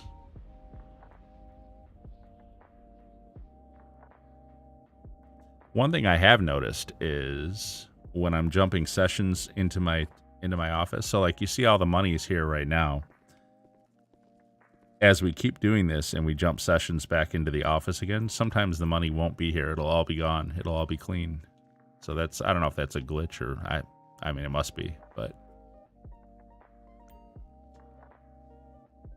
sometimes you spawn in and there's no money laying around. So I guess we will start with Vinwood. We'll buy 3 crates.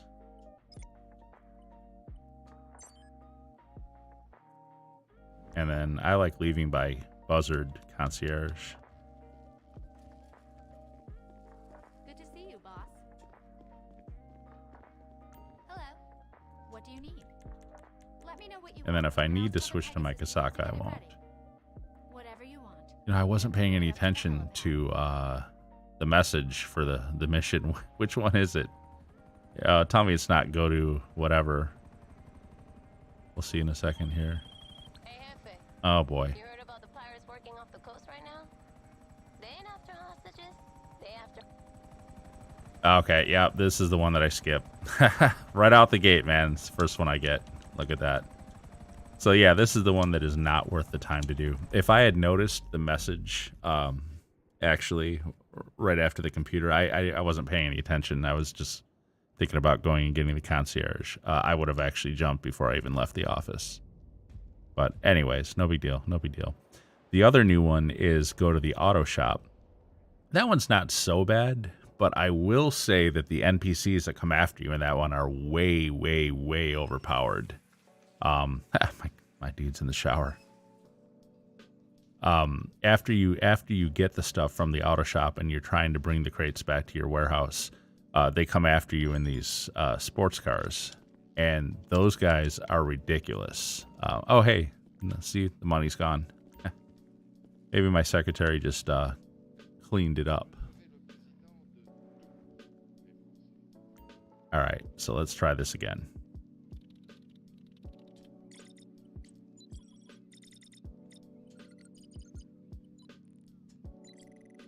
And yeah, I lost 18 grand doing that, but I'm not too worried about it. Okay, collect the art and antique. See, I got to pay attention to this message that comes up here at the beginning. So this will be in a traditional, classic, normal crate sourcing mission. Hi. How can I help you? As soon as you've decided, I'll get the Pegasus rep to prepare the vehicle. Don't get me wrong, some of these can be annoying too. But that one where you go to Del Perro and you get the explosives and you got to go underwater, but oh my gosh, it's such a waste of time. Just ping the collection location through to you. Pick up the good. All right, where's the crate?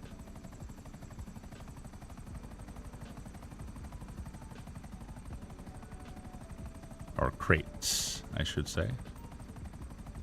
There's a way to tell whether it's going to all be in one vehicle. I think if you look at your map, and so this is for the Vinwood warehouse, and currently it is visible on the map. I can't remember if, we'll see in a moment. If I have to bring them back one at a time, then that means if it's visible on the map, then you get one at a time. If it's not visible, then you get one vehicle. We'll see which it is in a moment here. But that's the difference, whether or not the warehouse you're delivering to is visible on the map.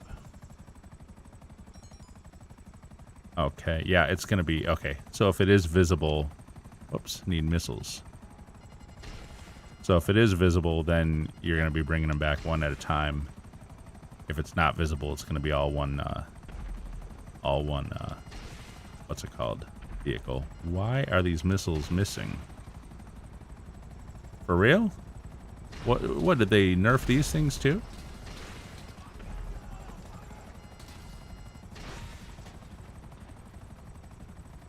Wow. Okay. Okay, so my buzzard's like what, unable to hit this thing now?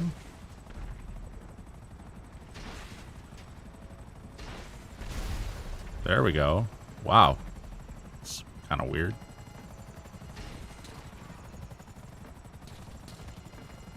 I'm like getting lit up too by this guy.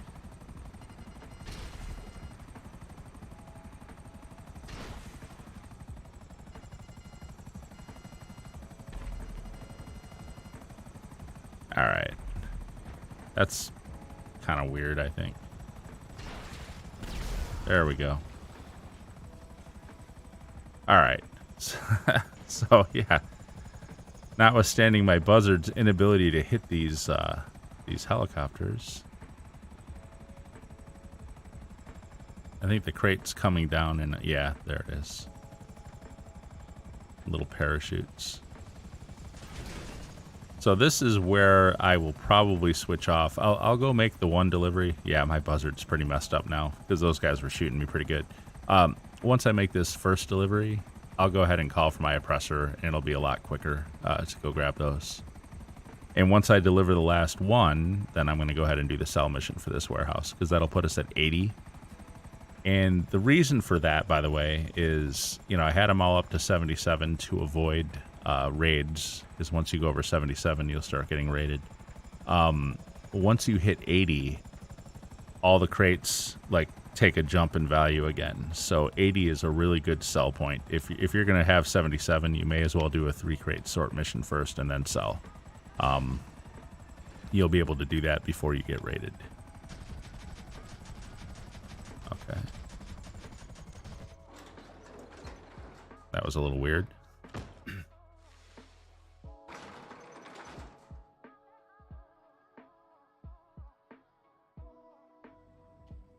All right, so I'm going to grab my oppressor Mark II and grab these last 2 crates, and then we'll sell this warehouse. And I want to say 80 crates is exactly 1.5 million, I think. We'll see.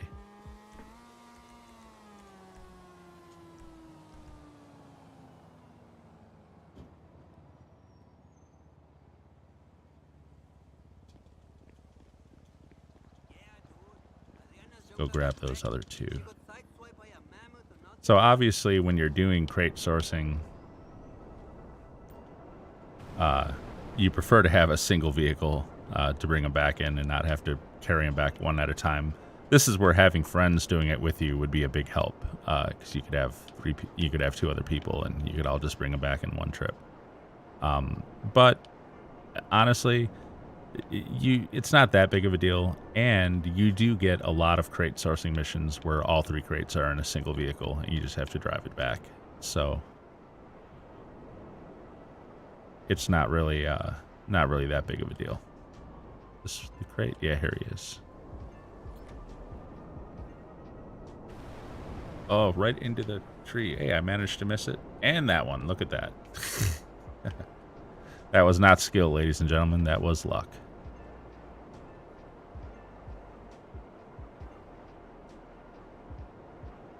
Old man, no thumbs.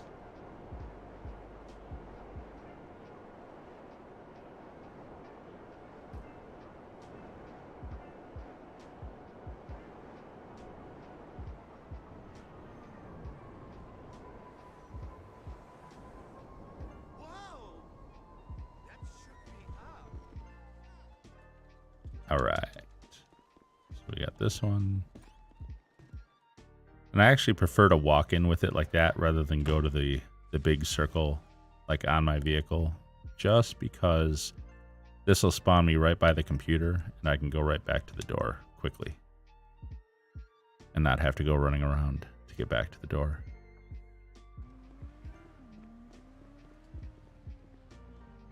I mean, it's a difference of probably 3 seconds, but still. So one more crate, and then we're going to sell this. And I expect the sell value of this to be 1.5 million. And we'll see if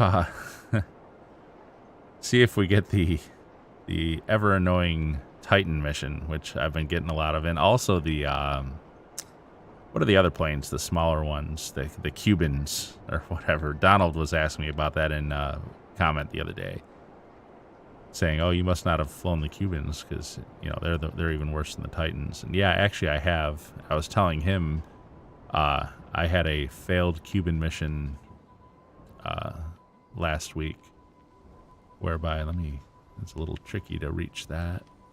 Okay, really? I felt like I was right on top of it there. All right, you know what?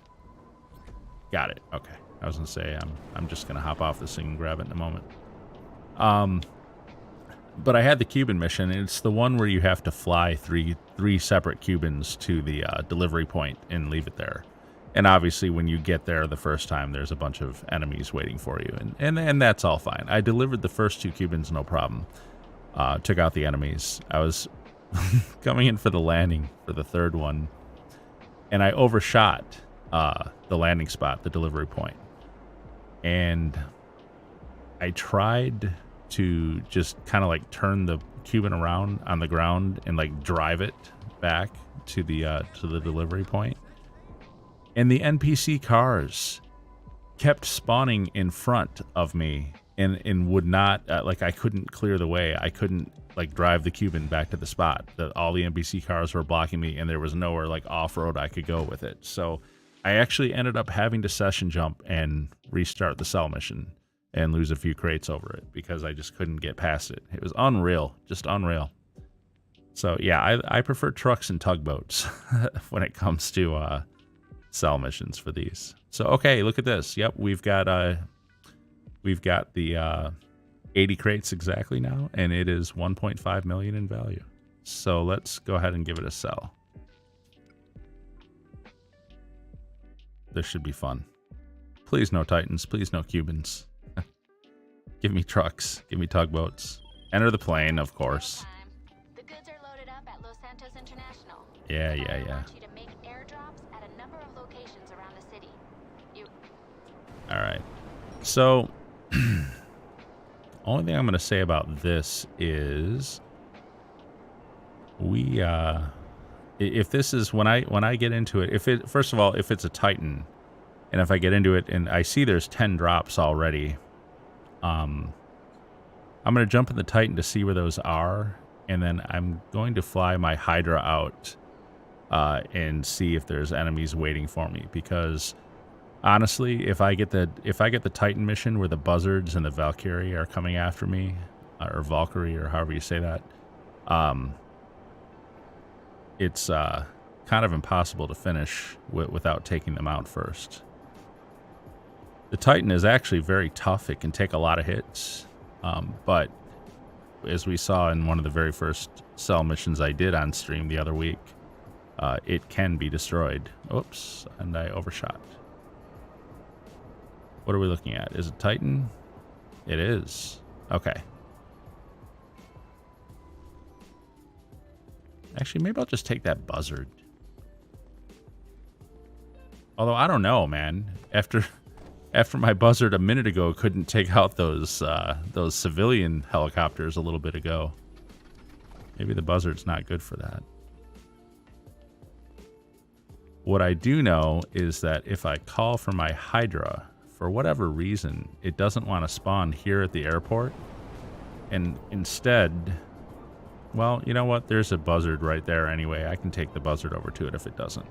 Let's see where my Hydra spawns. This is something I've run into a couple of times.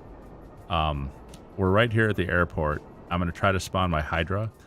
I would expect it to spawn here at the airport since, you know, it's an airfield. But for whatever reason, let's see. Return Hydra.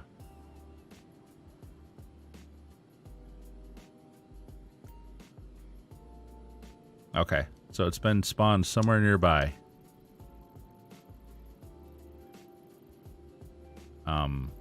Where? Oh, it's over here. So look, it spawned it all the way over at the beach. And now, because I spawned it, my oppressor is gone. So what I will do is I'll take this buzzard. And we're already 3 minutes into this mission, by the way. These missions are ridiculous, these Titan ones. At least if you're doing it solo, they kind of are. I guess if I had like a friend helping doing it, then you know that person could go out and scope all those out and take those out, and I could just start doing the deliveries, and that would be a lot faster. The life of the solo grinder. But it just annoys me that when you call for your Hydra and you're literally at the airfield, and what the heck?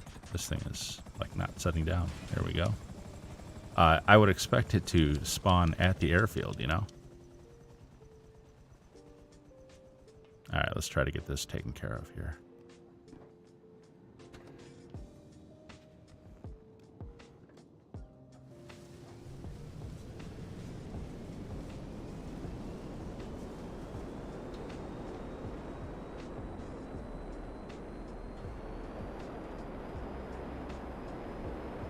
Try not to crash right off the bat. Here we go.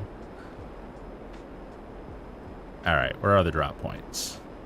We'll go check them out. And what we're looking for, basically, okay, I see one. We're looking for any buzzards or Valkyries that might be spawning near there. And I'm just going to go right down the line. I'll fly over each one. And like I said, I could have taken that buzzard to do that, but the Hydra is a lot faster, and I basically have to go fly like all over the map to look at these real quick before I jump in that, what's it called? Titan.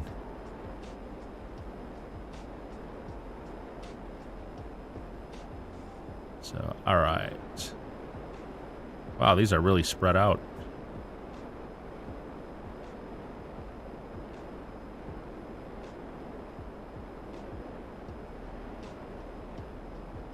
So, all right, first location, nothing. Second location, nothing.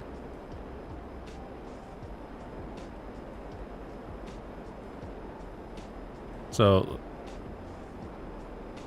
not only is the Hydra a lot faster for doing this than the buzzard would be, but also, like I said, look at that crate sourcing mission we just did. That buzzard couldn't even hit those choppers hardly. I don't know if they've nerfed the buzzard missiles too. I seem to remember that being a lot more accurate in the past, a lot more effective. It seemed like that thing was really having trouble hitting anything. Had to get really close.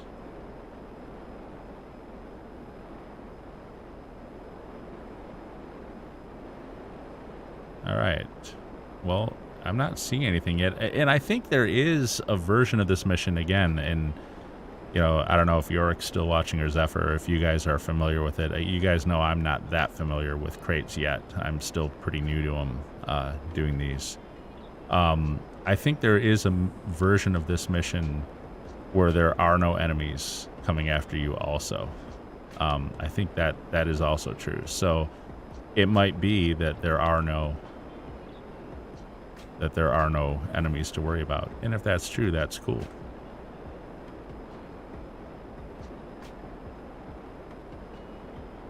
You know what? I didn't see anything about it when I got in the Titan. I hope this is not the one where you have to stay under the radar line. If it is, that's going to suck. I didn't even look at that. I just kind of jumped in to get the get all the drop points on the map, and then I jumped back out. But yeah, so far none of these, and there's only what, 2 left at this point? 1 left? So obviously we should have encountered some by now if there were going to be any. Whoa, hello. Huh.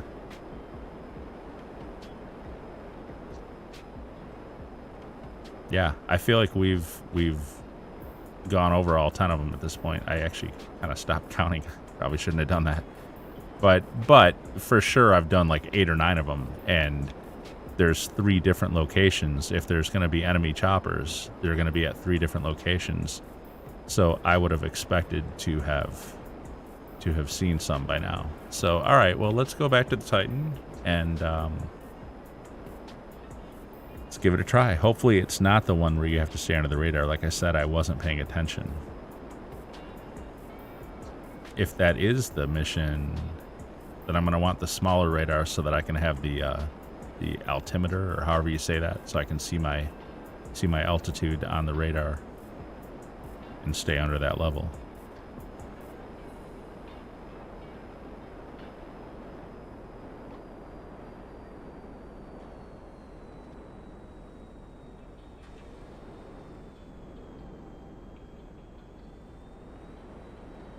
Okay, come on. Wow, this thing really had a lot of forward momentum there.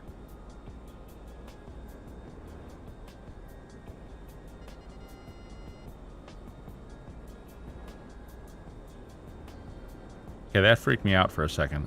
I thought that was an enemy helicopter. That's just actually a civilian one. This thing just automatically targets. All right. Well, here we go. We've got 20 minutes to do these. Should be fine. The Titan actually moves pretty decently once you're up in the air with it. It's clunky. I will admit that, but...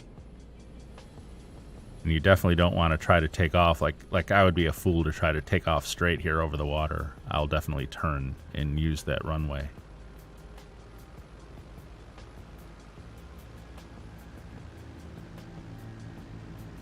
And actually, I will definitely turn to the... Oh, look at that. I jumped over the barricade there. Oopsie. All right, here we go.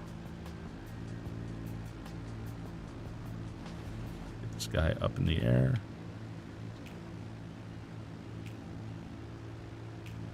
And okay, yeah, there's nothing about altitude, so I can just go ahead and do these drops. And we didn't see any enemies out there. So the only other concern now with this mission is the glitch out.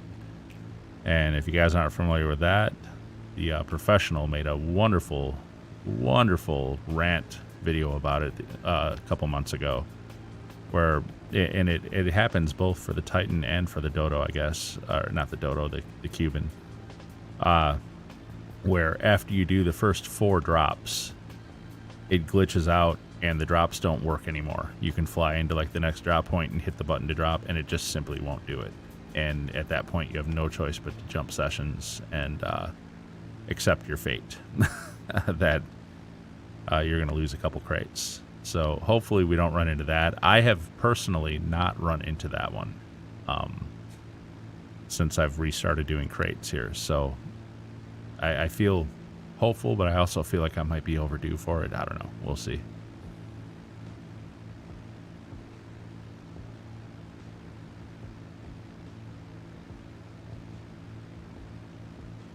Might not need to be this low, but it's okay.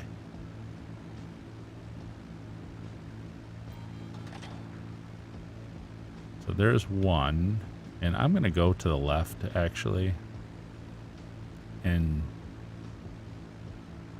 take this one out, and then I will just do like the big line over by the Alamo Sea there.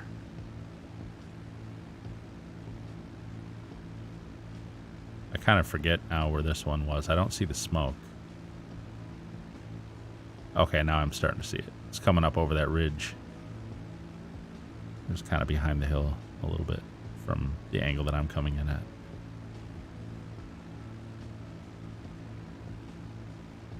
Oh, is that it? Yeah, it is. Okay. Oh, it's all the way down here by the gas station.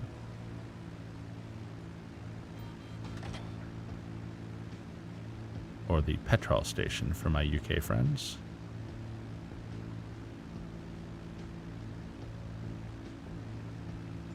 Did you guys see the Survive the Hunt from Fail Race released earlier today? They released it on the 1st of every month. Good stuff. Or I guess yesterday, actually, not today, but you know what I mean.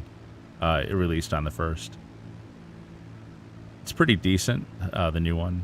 It's probably not my favorite one of all time or anything like that. They have had better ones, but it's always fun. It's always a fun. If you haven't checked out Fail Race, they're a YouTuber named Fail Race, and they do these monthly Survive the Hunt videos. They come out on the 1st of every month. And they just play a really cool game that they've created inside this game, where one guy's trying to survive for one in-game day or 48 minutes, and the other ones are hunting him down. And they've got no radars and no names over players, but there are restrictions. Obviously, if you were free to go like over the entire map with that, they would never be able to find him. So hey, wait a minute. Here's the 4th. Okay. All right. So we've got 4 drops done, and I forget if the glitch, if it starts happening on the 4th or the 5th one. We'll be here in a moment. I'll continue what I was saying about Fail Race and Survive the Hunt in a moment. I just want to make sure this 5th drop works.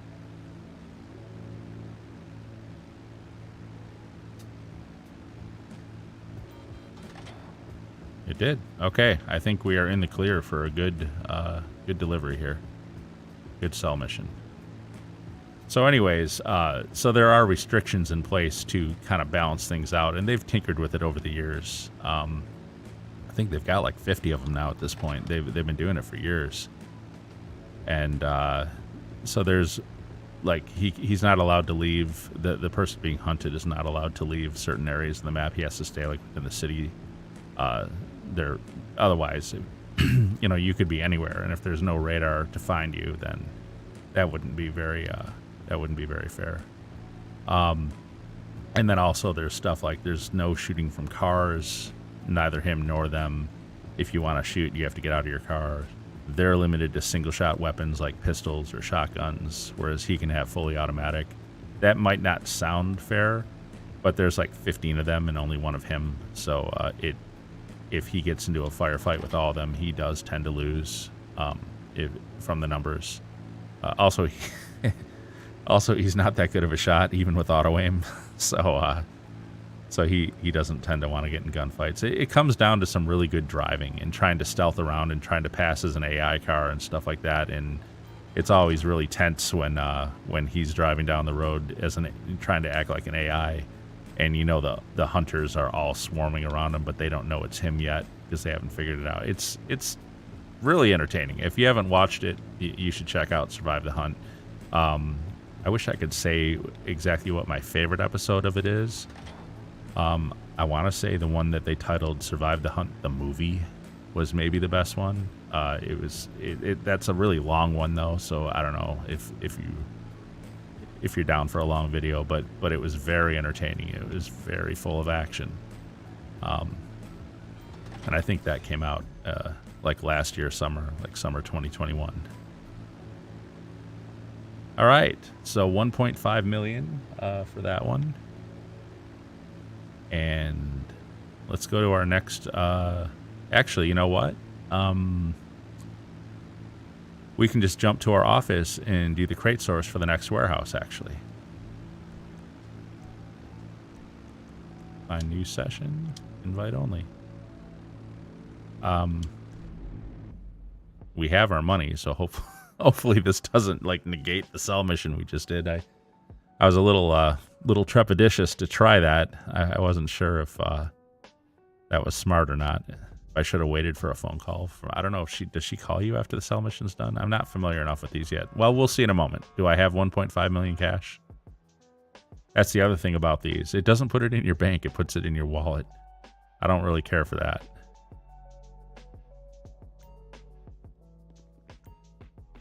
And hey, look, money's back. So do we have the cash? We do. Okay, good. I'm going to go ahead and deposit it just so we can see the numbers.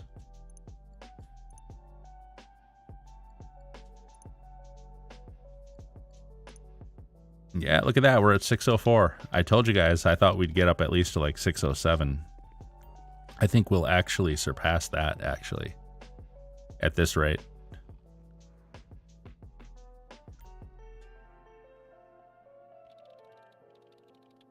So I'm going to pay attention to the starting message and make sure we're not getting the go to Del Perro or whatever the other one is. So we'll do Darnell Brothers. We'll do 3 crates. Okay, good. Collect tobacco and alcohol. And we will use Concierge and the Buzzard. I told him I've got an MBA. Anything you need, boss. This chick is always going on about her MBA. Yes, Lily, we know. What should I tell them you want? Sure, it's on the way to the helipad.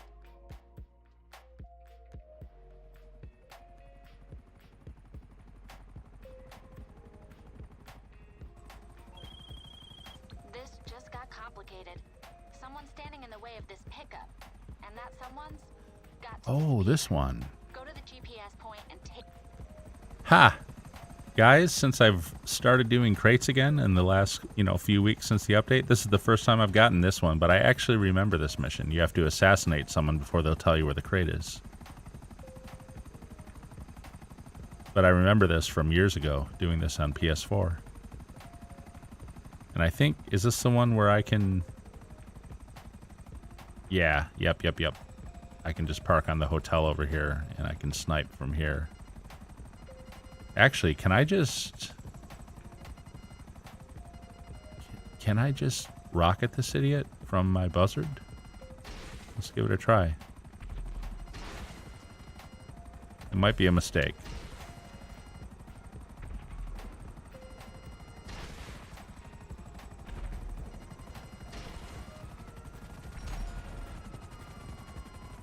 Obviously, it got me a wanted level.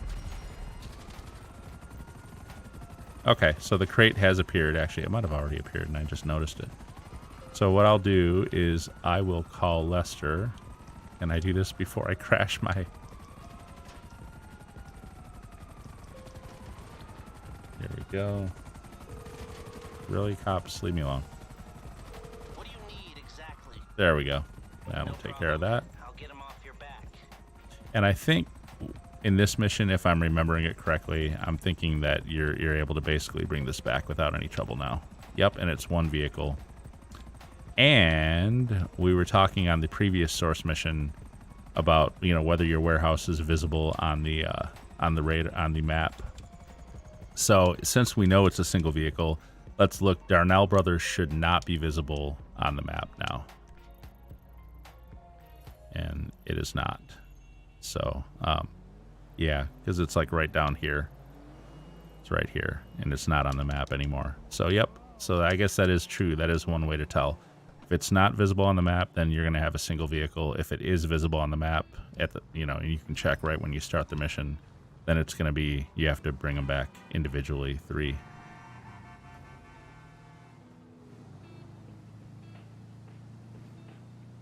All right. Of course, the vehicle is a boat, basically a really slow boat. I guess I could just take this road around. I don't know. I feel like the GPS always has such like questionable routes. I feel like, and maybe it is the shortest distance, but if you have to make a lot of turns through narrow streets in this thing, I would rather just take the main wide avenue around, and I get that that continuous straight line speed. It kind of feels funny using that term with this vehicle, straight line speed, but I guess it's all relative. So yeah. Oh, come on, dude, really? There's the Rockstar AI cars that are bound determined to interfere. Hey, our agents are starting to get their get their deliveries. So we'll have like an additional crate or up to 3 additional crates depending on how they do. Of course, we've already sold the Vinwood warehouse, but whatever.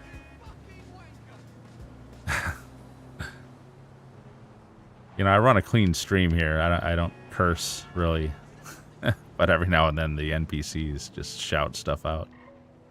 Nothing I can do about it. All right.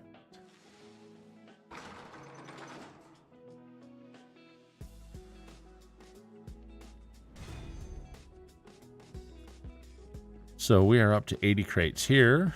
Let's go ahead and sell it. Another 1.5 million. Could have waited a few minutes and let the agent get his crate, but oh well. No big deal.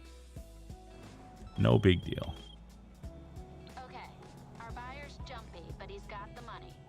Wants the goods dropped at different locations around the... Another plane mission. I'm gonna be punished, aren't I? They're just gonna insist on giving me Cubans and Titans for all 5. We're never gonna get these all sold. Give me the darn trucks, man. Seriously, dude? Alright.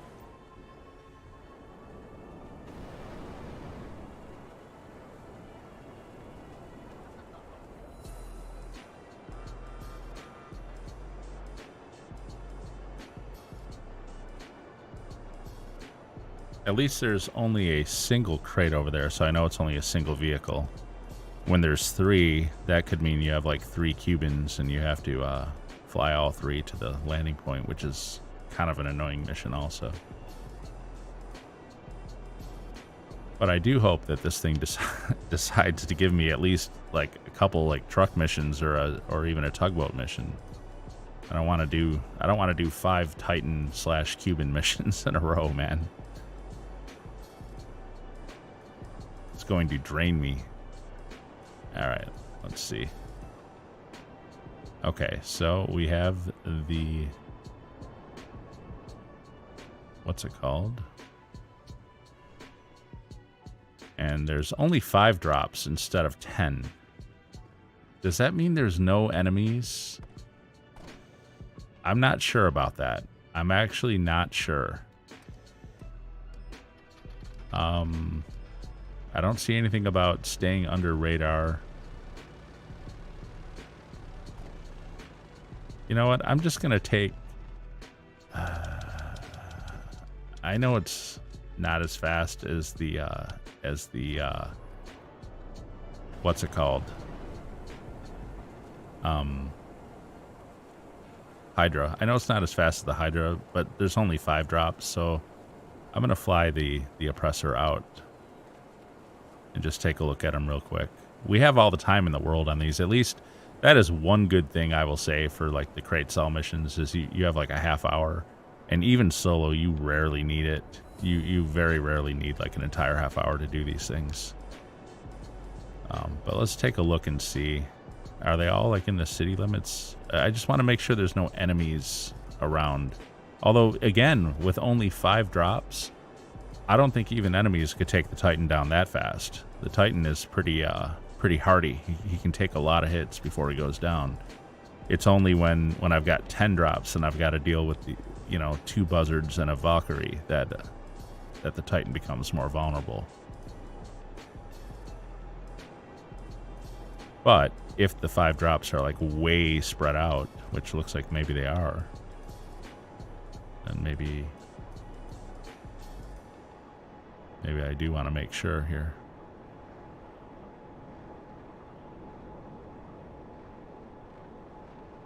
Okay, there's 2 drops, no enemies around.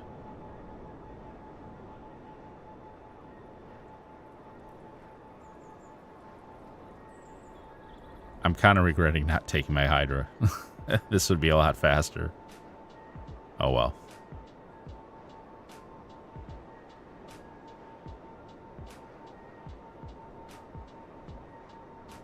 These are pretty far out, too. Try not to crash.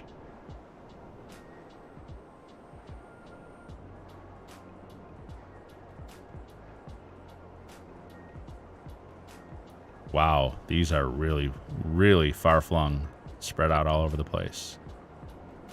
The first two were pretty much... Well, the first one was in the city. The second one was kind of like off the coast of the city. This third one is up by the power station at least, if not even further.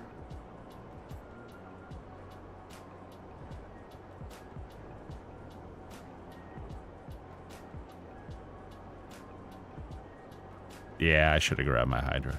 Oh well. It is what it is. Like I said, at least we have like forever and a day to get these things done. We get a half hour to do these.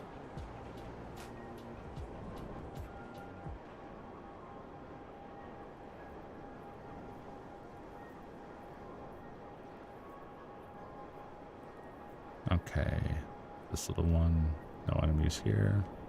So 3, no enemies. There's only 2 drops left.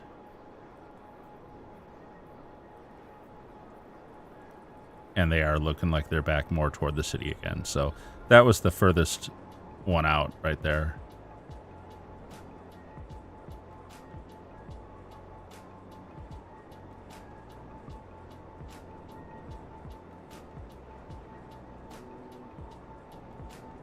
But yeah, we would have been done with it already if it had been on the Hydra. It's so much faster than the Oppressor.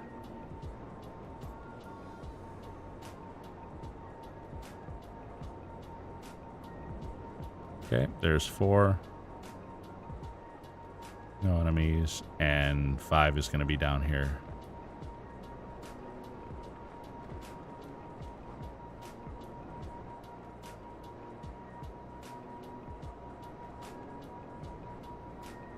Actually, no, that 5th one that I'm looking at is actually the airport, isn't it? 1, 2, 3, 4. Okay, yeah, well, we can actually only see... We can only see 4 of the drops, so we can't see the 5th drop. Oh, I remember what this one is. The 5th drop will be like over the military. If you hold down the A button, you get up to 130 mile per hour. Really? Let me see that. Whoopsie. So I'm at 108. Oh, you're talking about the jet boost. Yeah, but it won't sustain that, and I already used up my jet boost. But I know what you're talking about. Actually, I can get going a lot faster if I'm lower to the ground too. Like down here, you'll go a lot faster, but then you have to swerve and avoid stuff.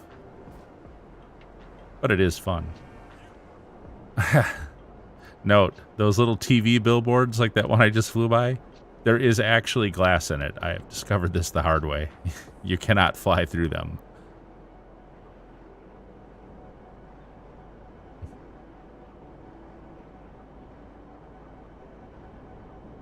All right, so yes, now I remember this mission. So you get the, you do the 4, and then the 5th one is at like at a dangerous place, like either at the Noose facility or at the military base or something like that.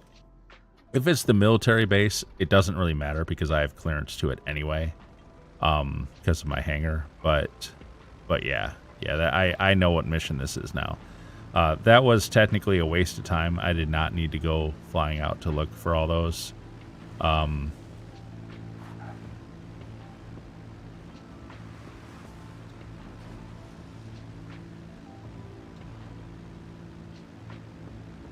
Hold RB while airborne to have a consistent.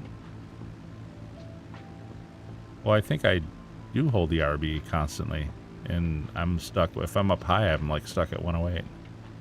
I don't know. I just know the Hydra's a lot faster. And technically the Buzzard is too, for that matter. But for what I was doing, I guess I'll go... I'm going to take the same route that I just did. I don't know that it's necessarily faster, but it's alright. At this point, it won't take long. The Titan moves pretty decently, too. I feel like the Titan is just as fast as the Oppressor, which is kind of sad.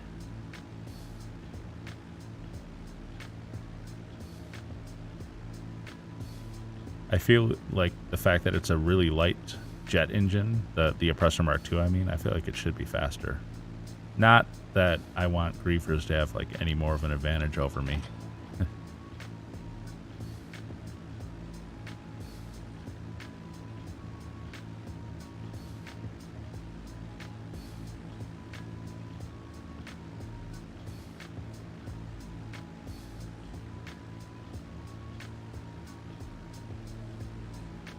Hope I can do this without hitting a tree. I don't think I need to be too low, to be honest.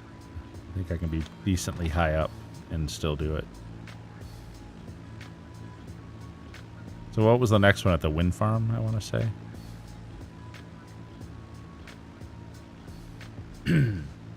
So yeah, these will actually go pretty quickly now.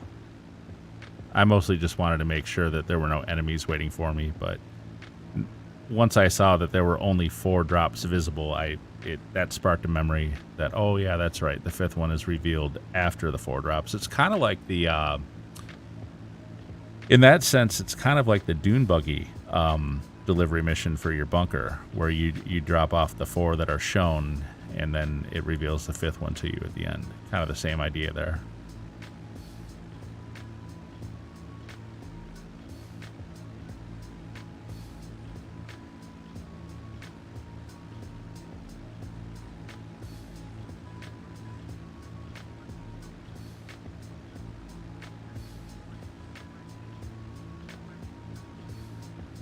Oof, this thing is slow, though.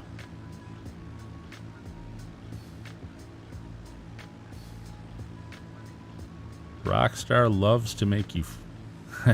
Rockstar loves to make you helpless in slow, ponderous vehicles.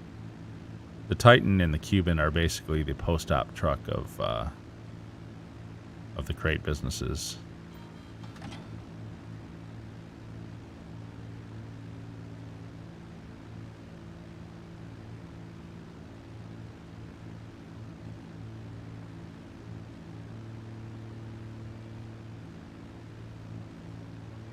So, all right, they'll give us the last location in a moment.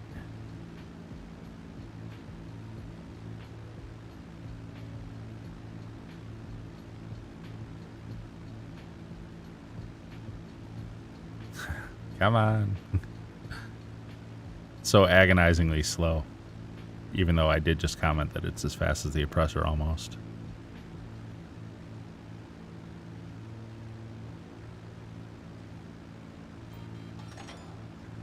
Alright, last drop is over restricted, so that's going to be the noose facility, so I think that's where it's going to be, judging by the marker on the radar there.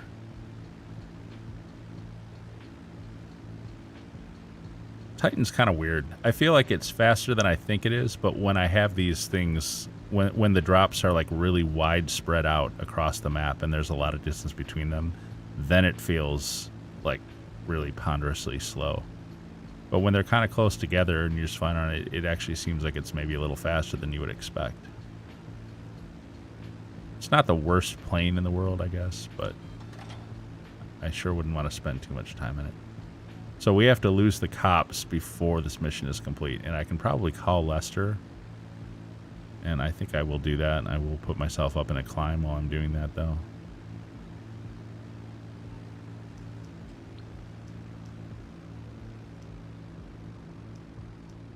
Seriously? There he is.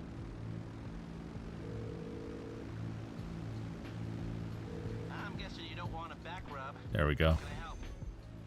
So you All right. get in serious trouble, huh? Okay, leave it with me. So I think what I will do is, since it's been 48 minutes, we saw the agents finishing their missions. I'm going to jump out of the Titan over here by my Vinwood warehouse, and I am going to cycle through the warehouse agents again, set them on their next mission, and then we've got the logistics warehouse to sell. Oh, and there's a what's it called? exotic export vehicle just spawned. All right.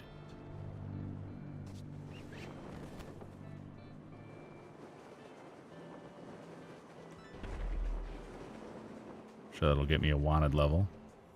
The plane crashing down, I mean. Maybe not. Doesn't look like, oh yeah, there it is. 1 star. No big deal. Of course, I cannot call Lester, you know that, because I just did. How's things? Good? You got it. Leave it to me. Things would be better, lady, if you would get your butt out there and give me some crates.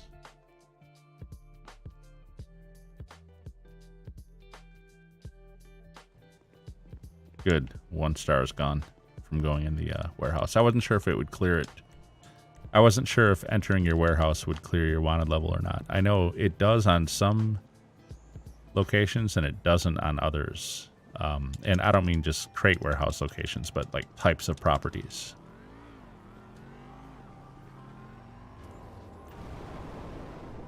All right, so we'll cycle through the agents and then we will sell logistics. And I got to deposit the cash from this most recent crate sale we just did too. Which will put us well over 600 at that point. Like I said, I thought we would get at least to like 607. I think we're actually going to beat that. We'll see in a moment.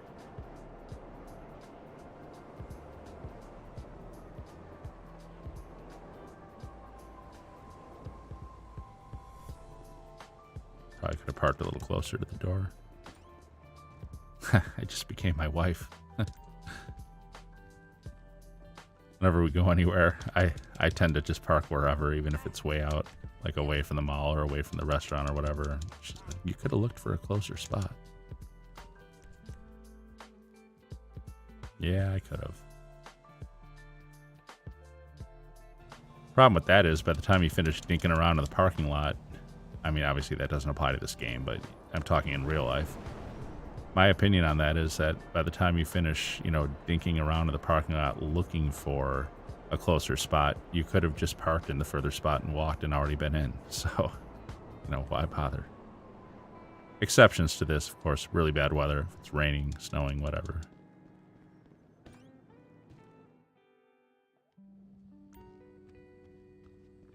All right. Another one here. And actually, I want to say the countdown timer for warehouse raids is at least several hours, so I don't think we're in danger of being raided yet. But I definitely don't want to stay over 77 for too long.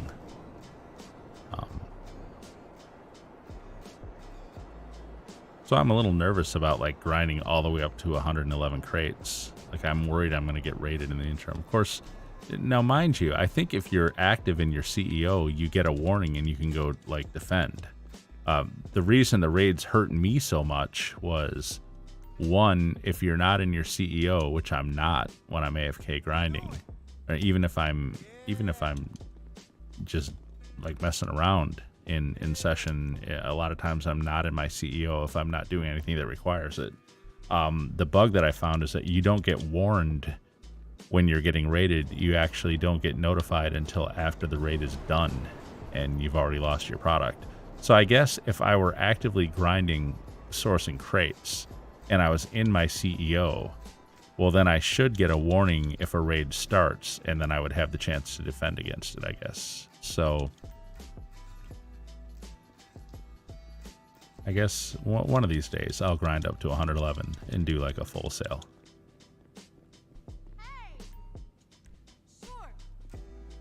All right, let's go sell logistics, and I got to deposit my cash. I'll do that when I get to logistics.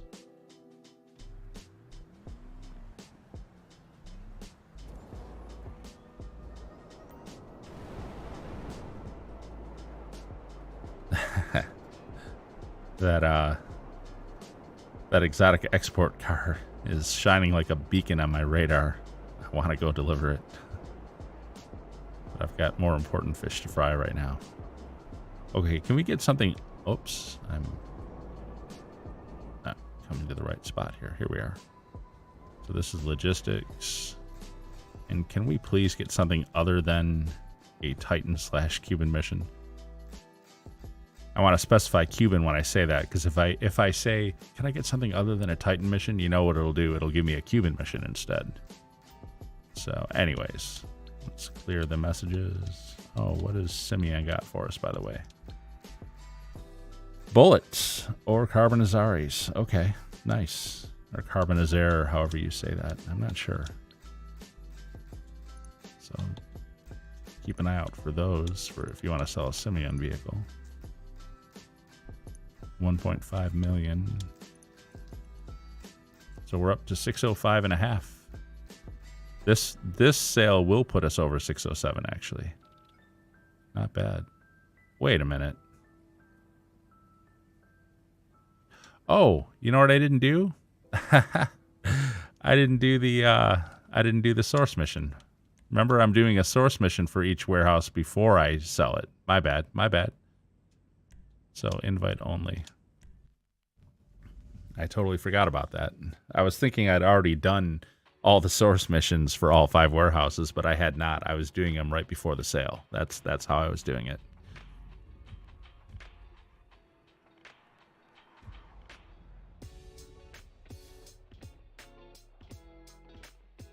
Will we have money on the floor or not? It's always a hit or miss. It sure does like to put me in the shower a lot, though. Wonder if the game's trying to tell me something.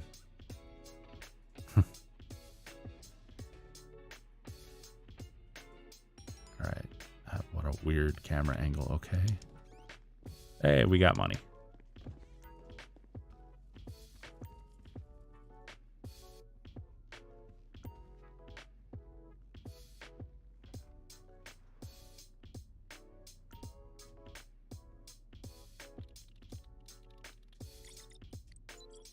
Okay, let's see what we get. So this is logistics. Buy 3 crates for it. Collect the electronic goods. Good. It's an OG source mission. Did I mention that I have an MBA? Boss. Hello. How can I help you? As soon as you've decided, I'll get the Pegasus rep to prepare the vehicle. All right. Once we're out here, I'm going to look at the map and see whether or not logistics is visible.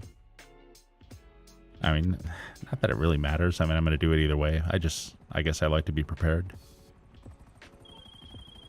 I've sent the collection point to your GPS. Let's take a look. Whoops. Map.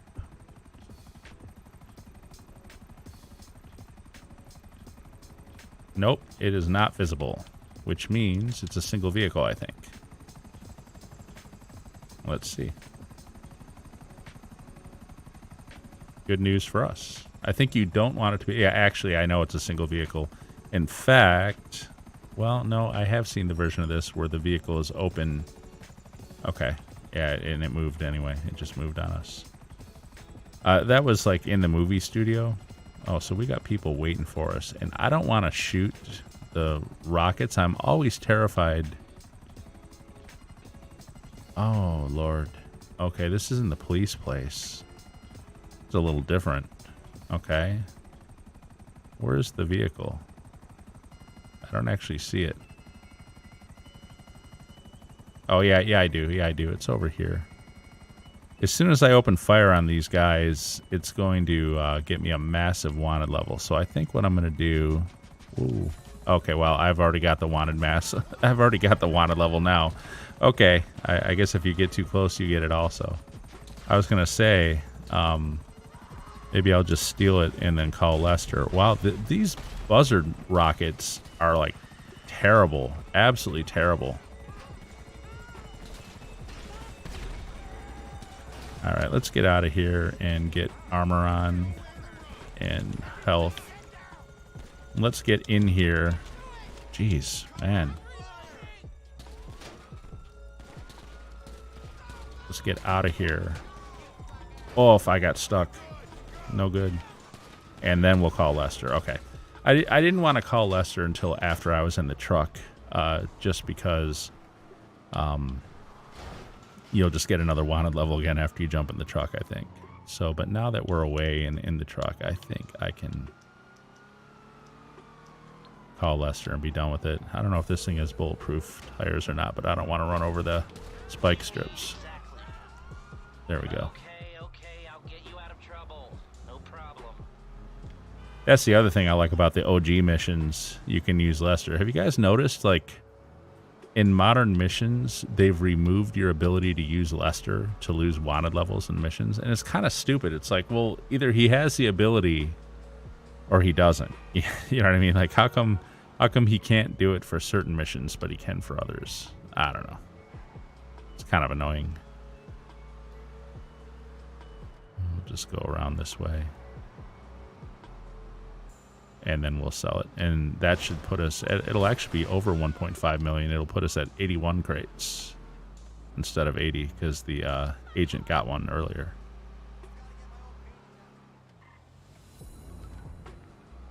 And I want to say the discount furniture warehouse, which will be next after this one, I want to say he got 2 crates from his agent. I thought I saw that earlier. We'll see in a moment. Deliver these guys.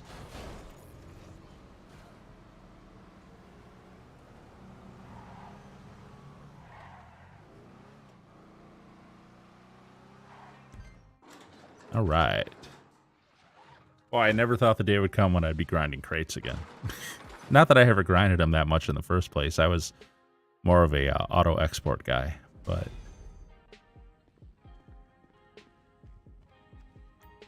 all right, sell this. 1.518. Yeah, we're actually over 1.5 million for this one. Got that extra crate. Okay, what's this one? If it says enter a plane, of course it does. Oh my gosh. But it's kind of complicated. You'll be dropping the goods at a few points around the city. Collect the cargo at LSIA and make this thing happen. Yeah.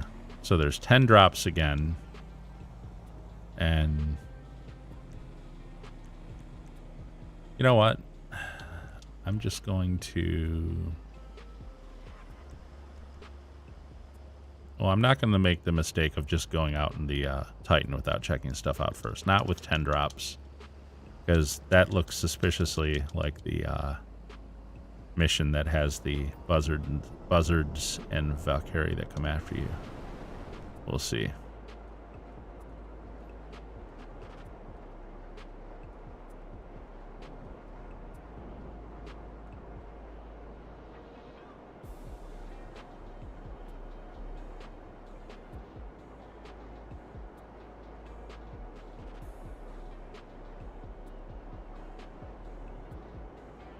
Although if it gives me the message about staying under the police radar level, then I won't worry about that.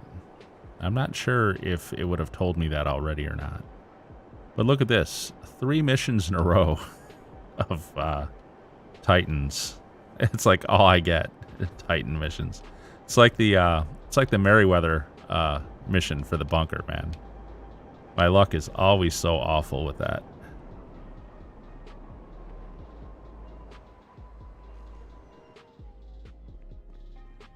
So let's see.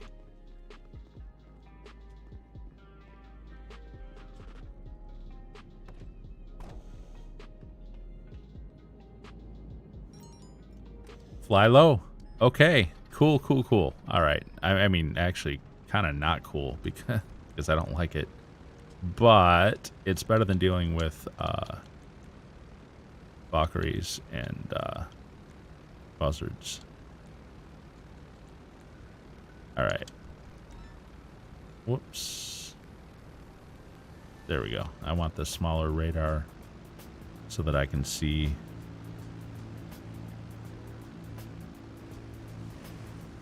See the radar level. Or the altitude level. Okay. So we got 10 drops to do, and I gotta stay low for it. And it's nighttime. Fun. By the way, you guys probably already know this, but I'll just tell you from experience, something I tried the other day. Do not try to fly this thing upside down. It cannot fly inverted. It's not a jet. It will nosedive right into the ground.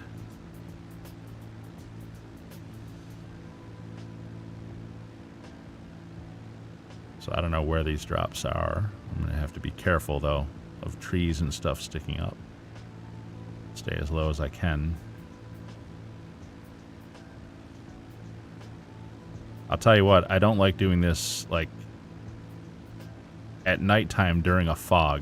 I feel like that's ridiculous. And honestly, the level they have this thing set for, where you're detectable, is ridiculous. It really is. It's ridiculously low. They it's kind of abusive, I think. Anyways, whatever. Nothing but Titans, man. Okay, so here's, I guess, the first drop coming up here.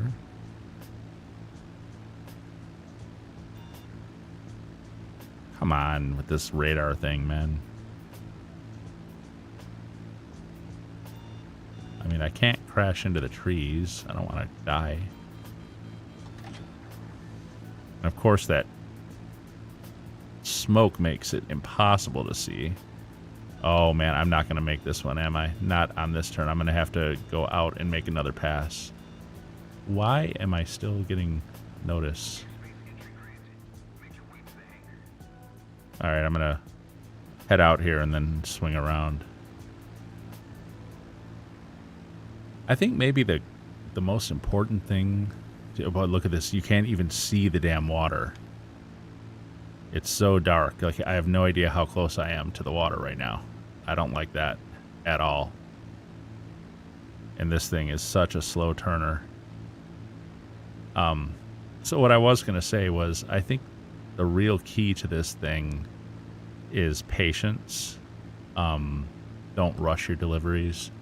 If you're heading toward a drop spot like this, and like a moment ago when I felt like I really didn't want to turn so hard to try to make it, don't worry about flying out and turning around and making another pass. Having that patience to do that, I think, is really important in this mission. And if you get a wanted level, then just drop down, under the ceiling again and fly around until you lose it, and just be patient with it. It's, at the end of the day, patience is the key to this particular mission, because, I mean, let's face it, the level that they want you to fly at is ridiculous. It really is. Look how often this "you can be detected" message comes up on me. And I'm not flying that high. I'm pretty low to the ground, actually. In fact, I'm at risk of hitting a lot of trees and stuff, especially because it's kind of foggy and it's nighttime. So, like, a location like this, I'll be really careful of, because that smoke can mask those trees sticking up, or those power, tower things too.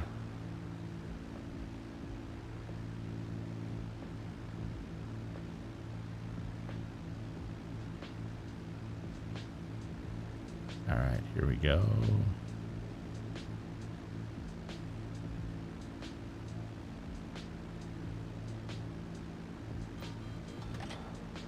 My old eyes can barely see as it is. This is not easy for me.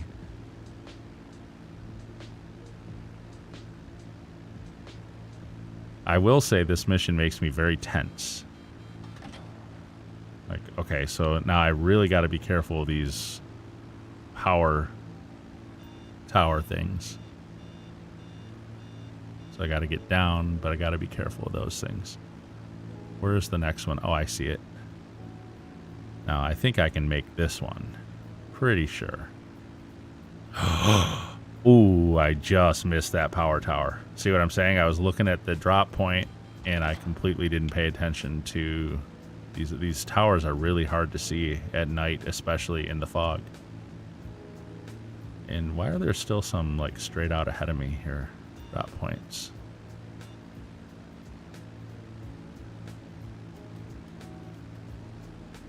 Now, worst case scenario is be ready to jump sessions, because if you do suddenly hit something that you didn't see, and your Titan will not explode right away. You can be like stuck up in the air for a few seconds, and it is enough time to jump sessions and save most of your crates rather than exploding and losing all of them. So if that happens, I will try to do that. Of course, no guarantees.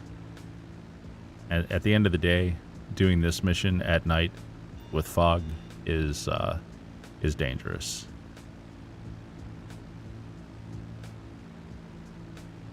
My old eyes don't see very well as it is.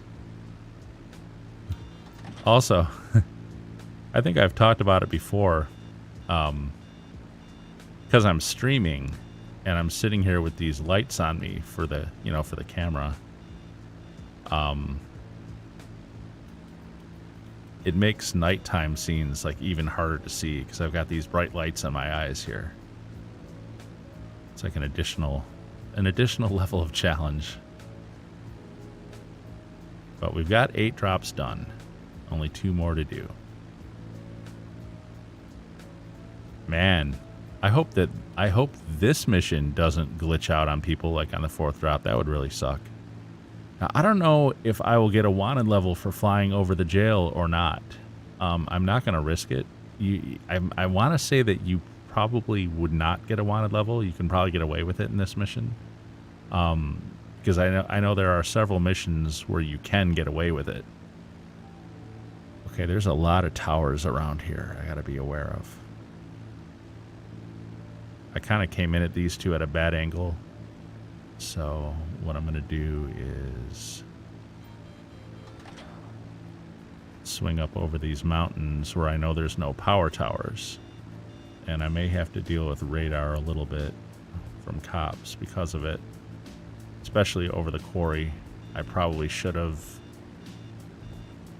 Can we get low enough? We can. Come on. Alright, can we get an approach here without the tower in the way? I don't know, see that tower makes it kind of hard to see. Here we go. Got it. Alright. Whew. That is tense. That is really, really tense, man. It really is. So our sale is done, and we only have 2 warehouses left to do. So I'm going to go ahead and jump session again to my office so I can do the 3 crate source mission for the next one. And the next one is going to be the furniture discount place. Not bad. Not bad. Woo! My muscles are actually sore from sitting there all tensed up, trying to fly in the dark in the fog and stay under the radar like that. Rough stuff, man. Definitely a challenging mission if you're not a good pilot, and I'm not a good pilot.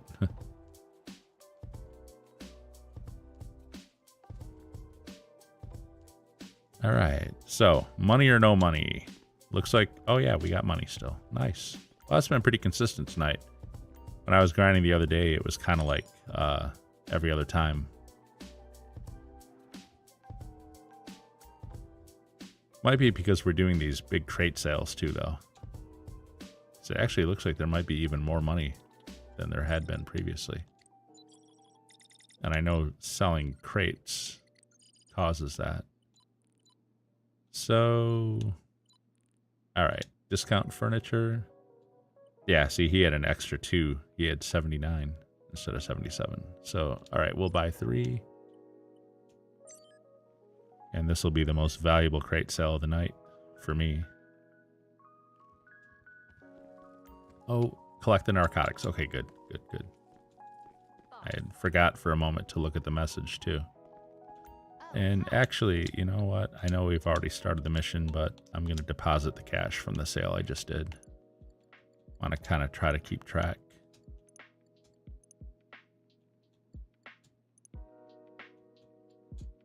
So, yep, we are past 607 million. So this one will take us to like 608.5. And then we're going to get to like 610 million at the end here, which is nice. Nice, nice, nice. All right, let's get out of here. What do you need? Let me know what you want, and I'll tell the Pegasus people to get it ready.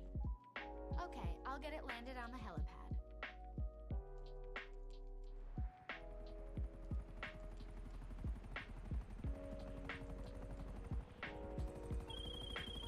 It's there for taking. Get. Okay, so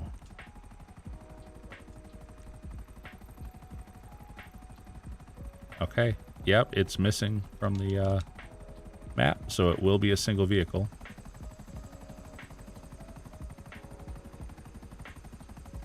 We'll see what happens with it. It's rare, but just once in a while I wish it would give me like just the simple mission that you just pick up the truck and go, not have to do anything stupid. You know, I did pay 18 grand, so I feel like I am like within my rights to expect that. I don't see anyone around. My buzzer didn't lock onto anything. Are there cops hidden maybe? Maybe. We'll find out in a minute.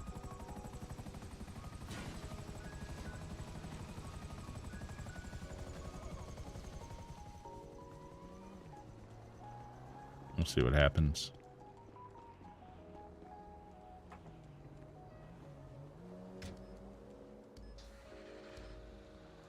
Be still, my heart. Are you kidding me? It is. It is a mission where you literally just take it and go back with no enemies to deal with. Look at that. Isn't that nice, guys? Actually, I'm going to put my radar back on my normal settings. I don't need it anymore since... Oh, nope. I spoke too soon. Never mind. Here's... Oh, and these guys are like hyper accurate too, aren't they? I haven't dealt with these guys in a long time.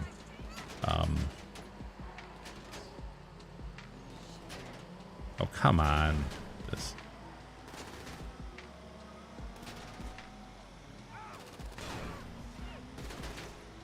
Yeah, my health is kind of low. I might die here. We'll see. We'll see in a minute. Because these guys are hyper accurate. They can melt me really fast.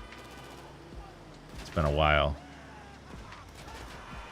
Although even these guys, as aggressive and hyper accurate as they are, they're not as bad. And they might kill me. These guys might kill me. But they're not as bad as the guys in the new crate source mission where you go to the auto shop and the ones that chase you afterwards. Those guys make these guys look like nothing. Those guys are ridiculously fast, ridiculously they melt you in 2 seconds even if you have full health and armor. It's pretty brutal. Pretty brutal. But yeah, these guys, I'm able to shake them, so I don't think they're going to get me now, unless I do something stupid like get stuck on the railroad posts. Although they may spawn in front of me up here, actually. But they probably will. Let's cut through the Vagos little area. Avoid El Camino. Okay, they're coming up behind me, actually. Cool. Cool. They're not spawning in front of me. It's when they're in front of you and they've got that direct line through the glass to shoot you. That's when you're in trouble with these guys. Ugh, make that turn. We're almost there. We're good. They'll give up now. There we go. 3 crates here. So we'll sell this guy, and this will be the biggest sell of the night for crates anyways. 1.5 something. We'll see in a moment. Hey, and I leveled up, which happens a lot when you source crates, by the way. Sourcing crates is a big RP gainer. So 1.537, 1.537. 82 crates. Okay. Are you going to tell me to get in the plane again for real? Please don't.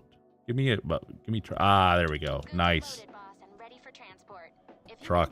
can get this deal without any hiccups, then we can celebrate. Nice. Oh, and it's the one with the $9,000 bonus for not damaging the truck. Yeah, kiss that bye-bye. I do not care about that in the slightest. I'm going to drive these things like crazy. and wreck the hell out of them just to get it done quickly.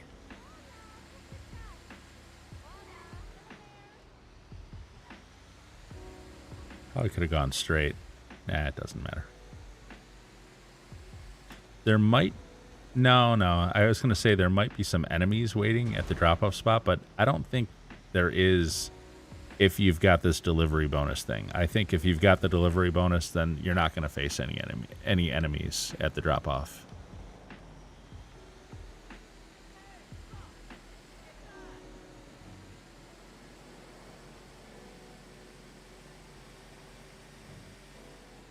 Oh. Yeah. You know, I say I don't care about the bonus, but but I still get a little irritated when someone hits me. I'm not taking the freeway. Where's the drop-off at? I guess I should just look at that and see. Yeah, no, I'm not taking the freeway up there. Why that GPS wants to put me up there.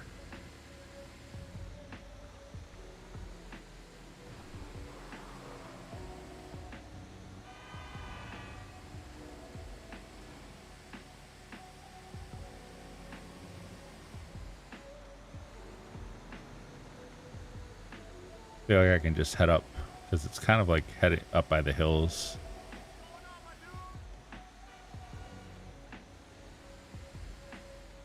I guess maybe this is far enough. Might have to go up one more when we get closer.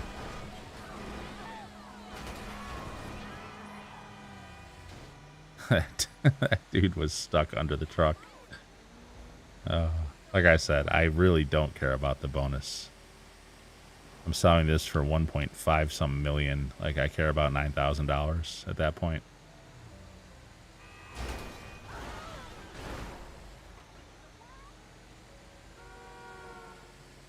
Yeah, see, it's right up on the... Actually, I know another route I'm going to take next time. I'm going to take a straight shot through here. Given what road that's off of. There's a better way to go, actually.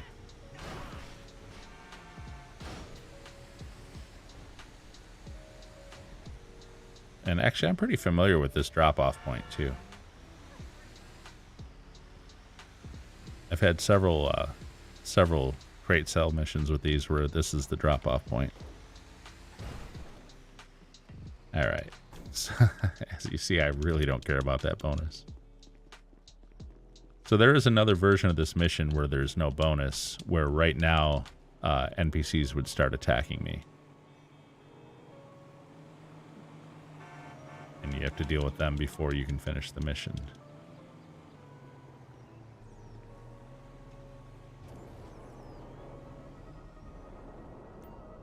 Avoid the post. Oof, hello. There we go.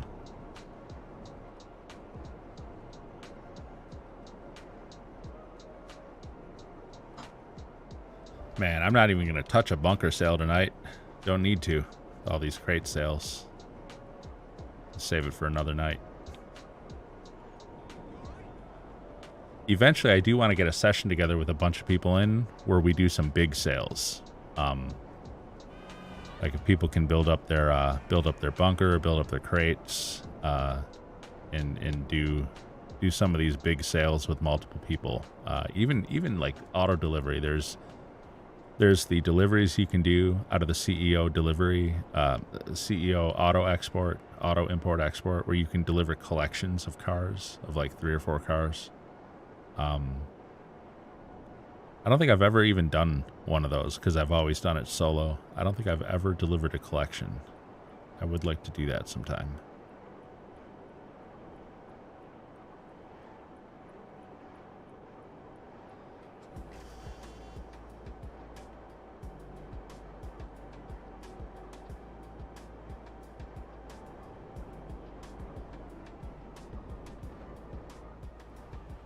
All right. So there's a better way to do this. It may not be the shortest distance, but I think it's the easiest drive, if you know what I mean. And what I'll do is, rather than go left here, I'm going to make a right here. and I am literally just going to follow this one road, you know, through Mirror Park, all the way around through past the casino, and it'll lead me right to the place where I want to deliver.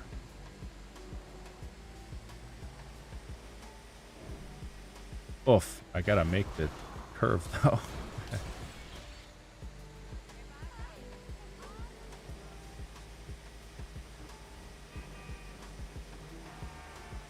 If this game is trying to shame me by like changing the color of the delivery bonus to like orange because it's getting low, I'm not going to be affected by that.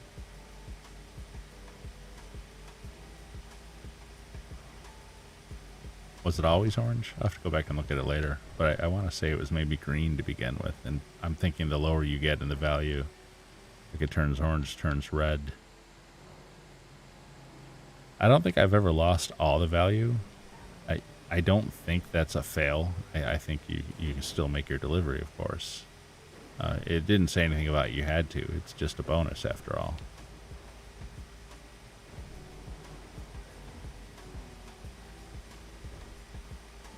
Oh, that one car going through there, man, he was desperately trying to crash into me. But I had too much speed going through.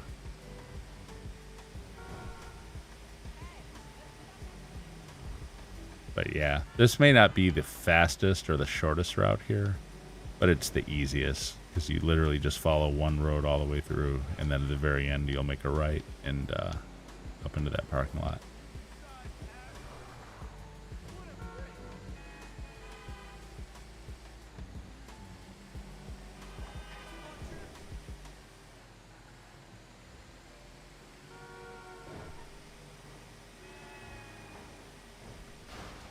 Oof, I gotta stop.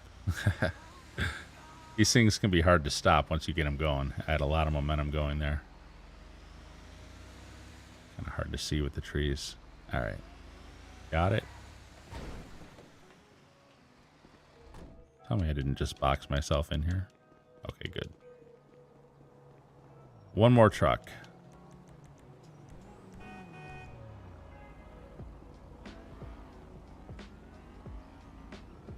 One thing I'll say for the Titan is at least it's only a single delivery vehicle. The trucks are easy, but having to deal with 3 of them is a little bit annoying.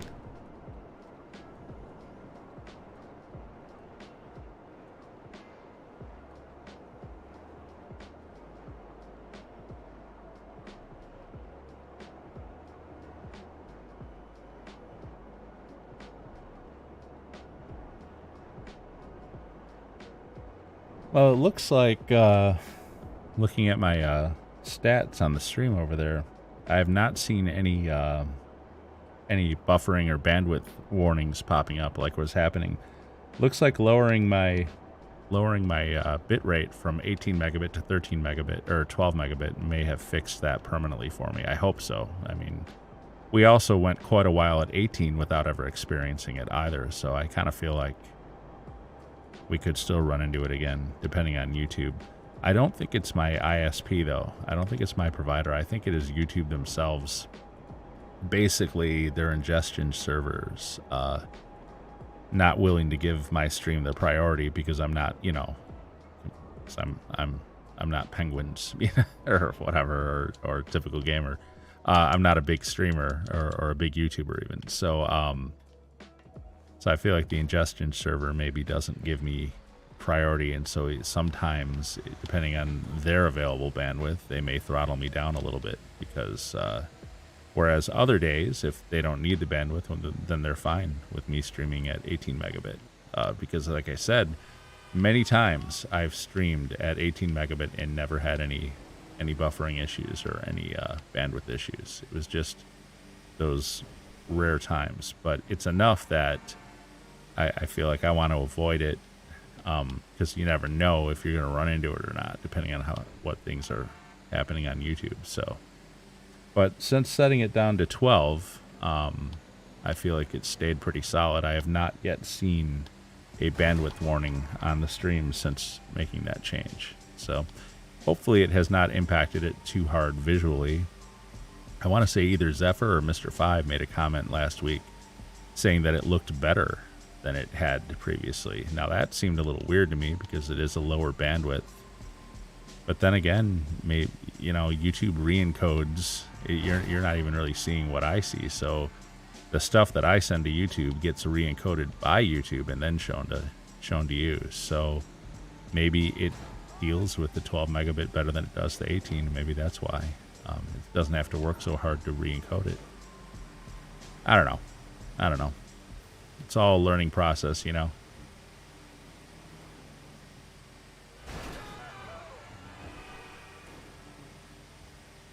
We're almost there on this one. We've only got one warehouse left after this, but we are going to clear 610 million, which is nice.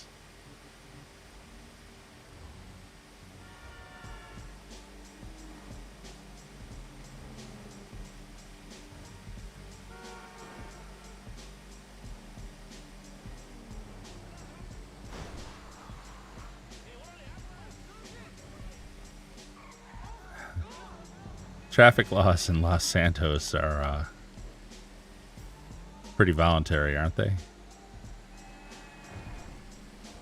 Only time I ever really follow them is if I'm doing the auto shop deliveries, like in a crowded lobby, and then just as a way to make it more challenging, I make myself stop at the lights and stuff until somebody starts attacking me. Then of course I can run. But anyways, all right, we're done with this one. And yep, no enemies because of the cash bonus thing. I didn't think there would be. And so let's go ahead and clear messages and deposit this cash. We got one warehouse left.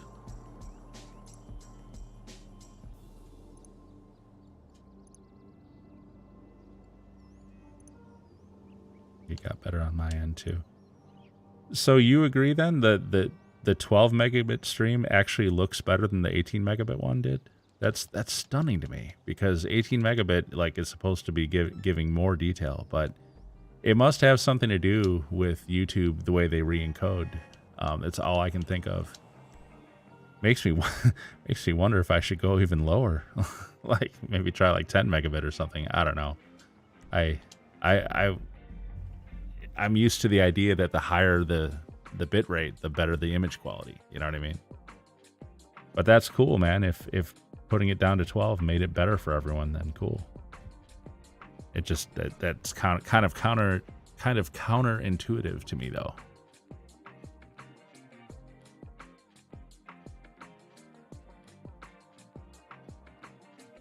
All right, so hey, the cash is gone. There we go. I knew that would happen eventually. So we're at 608.5. Let's sit down. We'll do a 3 crate source mission for my last warehouse, the one at what's it called? Cypress.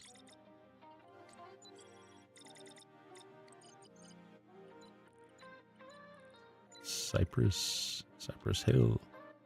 Insane in the membrane. All right.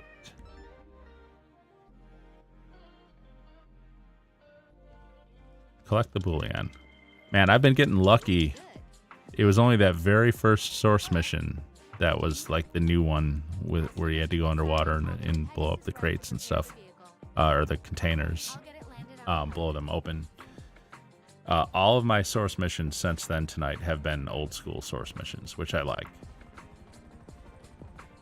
I don't mind the auto shop one. Special cargo ready for collection.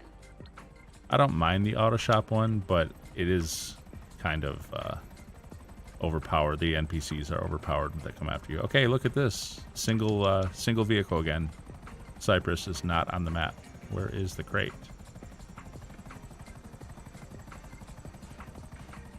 Oof, watch out for the crane. Here we go. Okay.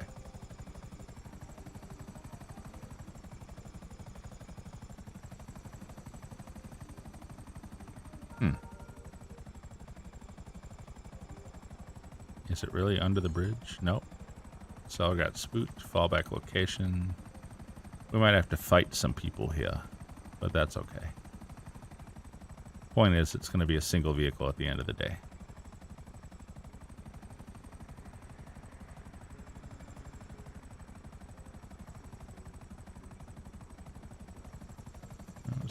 buddy. I'll park over here. There's someone in that truck right there?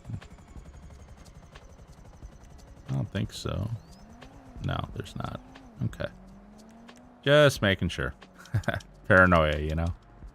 We might get chased once we're on the move, but that's okay. We've got a very short drive. So I crashed into a wall. We've got a very short drive to drop this one off too, which is nice. It's actually that same road that I was taking to deliver the trucks on.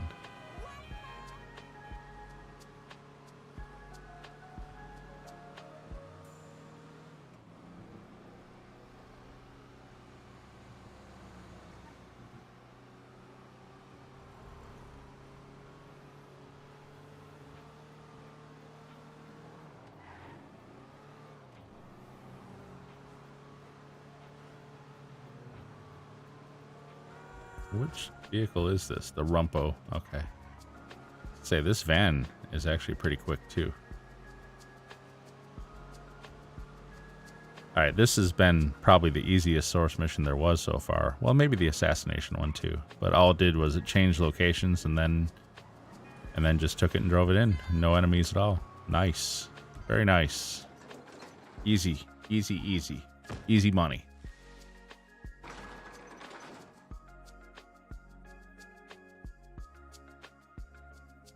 So here we go. This will be the last cell mission of the night.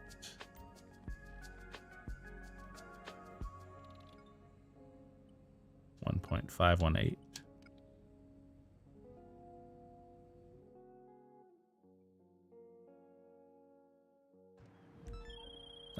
We're back to planes. It's go time, boss. The money's in escrow. You get the goods to the drop-off, their lawyers give us access. We're close, boss. Real close.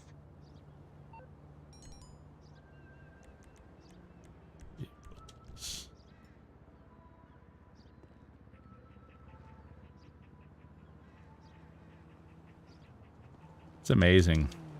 4 out of 5 cell missions. Planes. That's some crazy bad oh, and it's 3 planes too. Oh, it's gonna be it's gonna be the one that I failed last week. It's gonna be the 3 Cubans. You have to take them to the location and park them. And the first time there's a bunch of enemies you have to fight. Alright, well, it is what it is.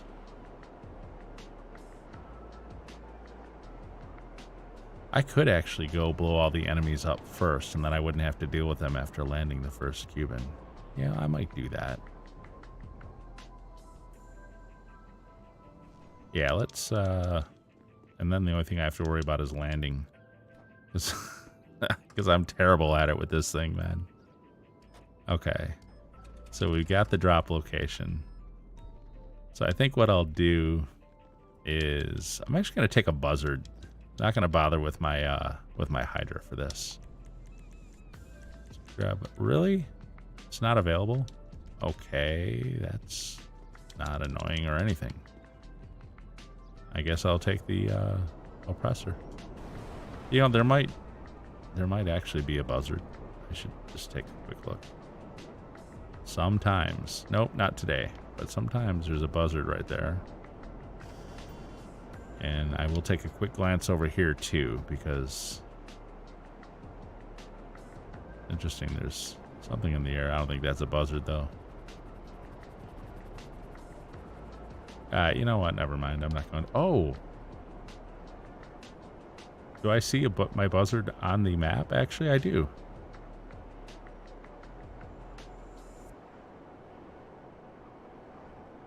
From when I landed it and took the. It's interesting that I couldn't call to it, but anyway, whatever.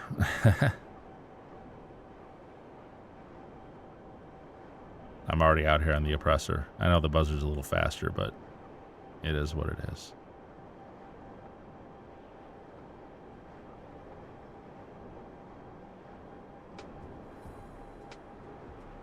Hey, famous.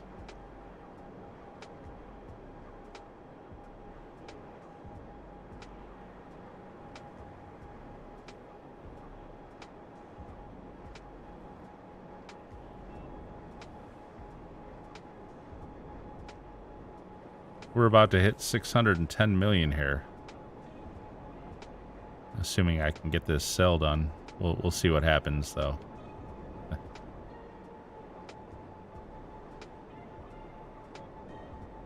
I think it might be at the Sandy Shores Airport.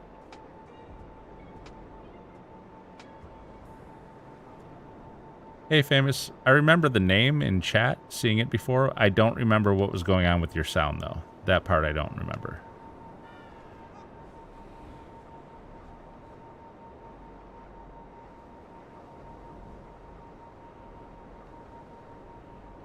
I hope it's at the airstrip, because if it's not, it's much harder for me to land. We'll see.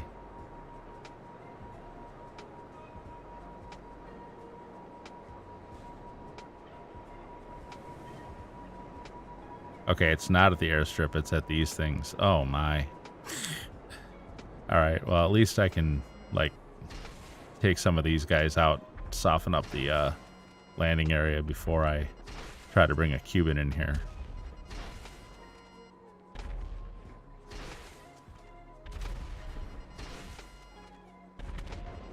I might run out of missiles.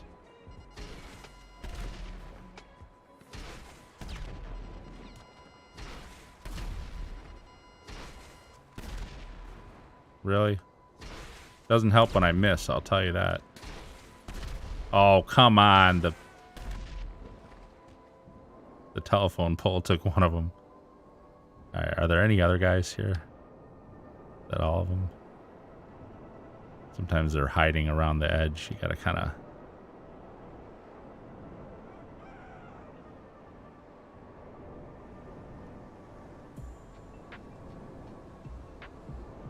All right, what do we got here? All right, I think they're all done. All right, let's go to the airport and try to fly the Cubans. I make no promises on this. I am terrible at landing these things. We might not hit 610 million if I can't land these things correctly. We'll see what happens. Wish I had some of that money. Ha!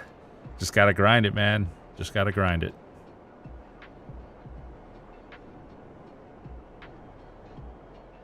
We're at 608.5. We hit 600 tonight, which is nice. I've been wanting... We would have hit it on Monday if I hadn't been knocked out by the storm. I was going to stream this past Monday. Which reminds me, guys, this coming Monday is Labor Day here in America. And so I will not be streaming on Monday. I'll be tied up with a bunch of family stuff.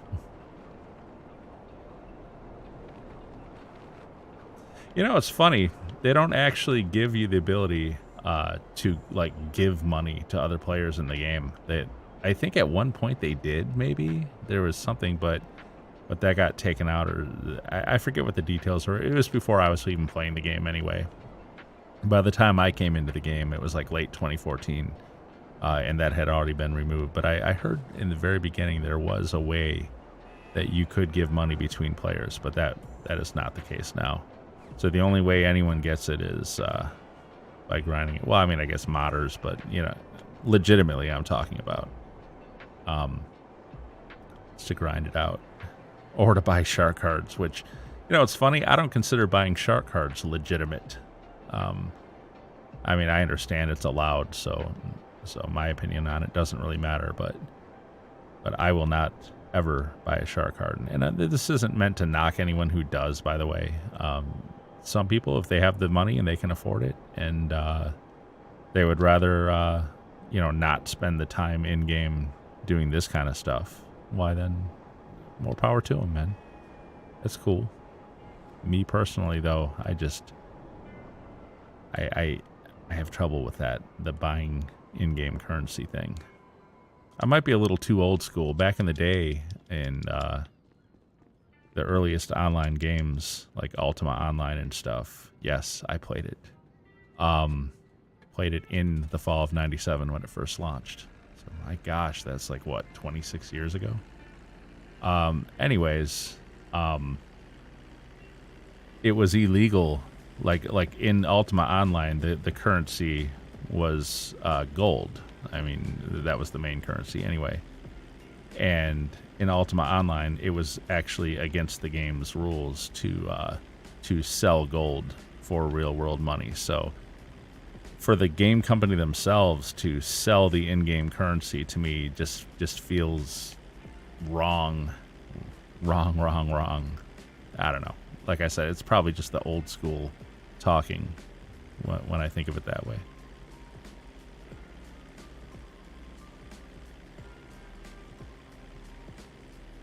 My favorite car I've been saving for a while and only have 100K.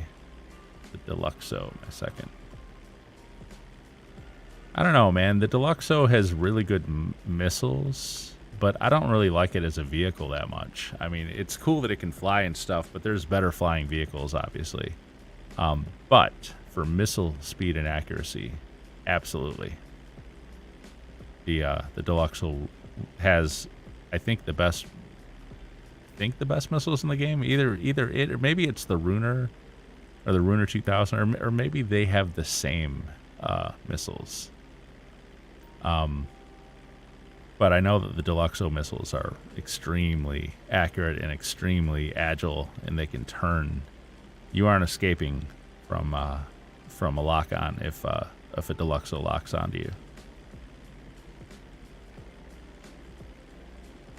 I mean, it's not impossible to escape, but it's very, very difficult.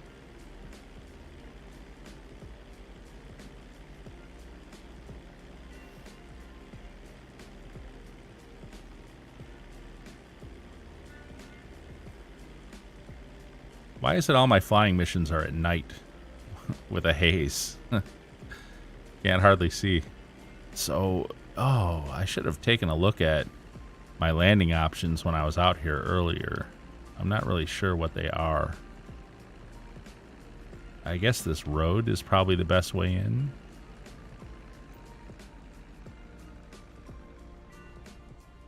I don't want to crash too hard. Am I in the circle yet? No? Okay. There we go. Yeah, I want to say that little road heading in there is probably going to be my best bet for landing.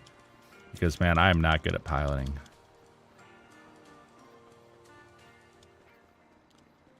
I did Cayo, but it was lagging, so I couldn't get any money. Huh.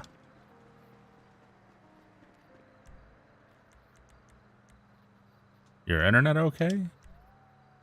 I guess would be my first thought. But I mean, if you're lagging, it's going to be hard to get money in any activity. But of course, Cayo is the best activity to do it in. At least for the time spent. Although, nowadays, once you complete a Cayo, you're not able to do one again for almost 2.5 hours until you can start one again. So the rate at which you can earn overall is much slower than it used to be, unfortunately. And of course, that was by design.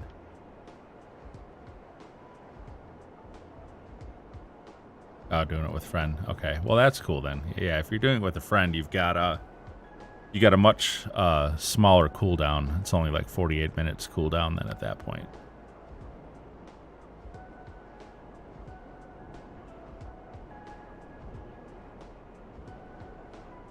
Gotcha.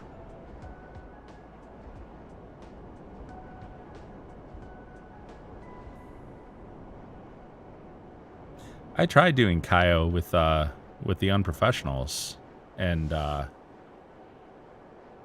it's really, I guess, you know, it's probably just what you're used to. The problem is that I haven't worked with a group of people and like worked out the best way to run a Cayo with a group. and I'm so used to doing it solo that doing it with other people actually seems harder to me. Like it's harder to do it with a group than it is to do it with just by yourself as solo. And the reason for that is there's like certain like checkpoints along the way you have to get to. Like before you can, if you're going to enter the compound through the grate under the sea, you can't cut into the grate until everyone has reached the grate. So you need to get everyone there first. If you're doing the stuff in the compound and you want to leave because you're done, you can't leave the compound until everybody gets to the door with you and leaves with you. It's like stuff like that makes it feel harder. Like you really have to coordinate with the other people to figure out the best strategy then with all that in mind.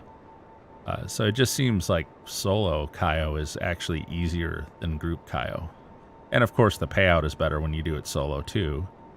The only downside, of course, now, and it's a new downside, they just added it, but obviously the massive 2 hour and 24 minute cooldown if you do it solo versus only 48 minutes cooldown if you do it with someone else.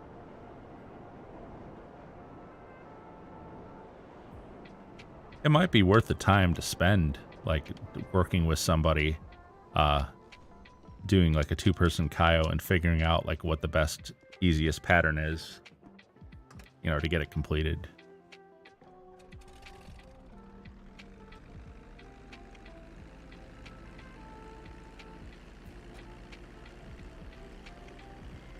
You don't even, I wish I had as much money as I have all the cars.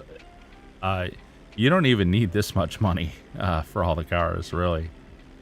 600 million is totally overkill. If you had like 150 million, you'd be able to afford anything you want in the game at that point, and then just keep grinding to sustain it at that level. The only reason I'm this high is I've got this $1 billion challenge I want to do. Otherwise, I would not. I don't claim to need this much money in the game. It really is not required at all.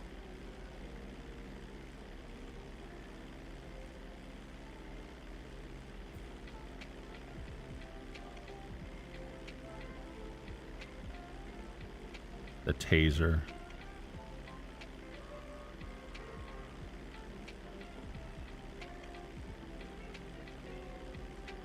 The taser kind of surprised me. I didn't think it would kill an NPC, but it does, actually. If you tase an NPC, they die. Found that out the hard way, and I did it. And I got a wanted level immediately after.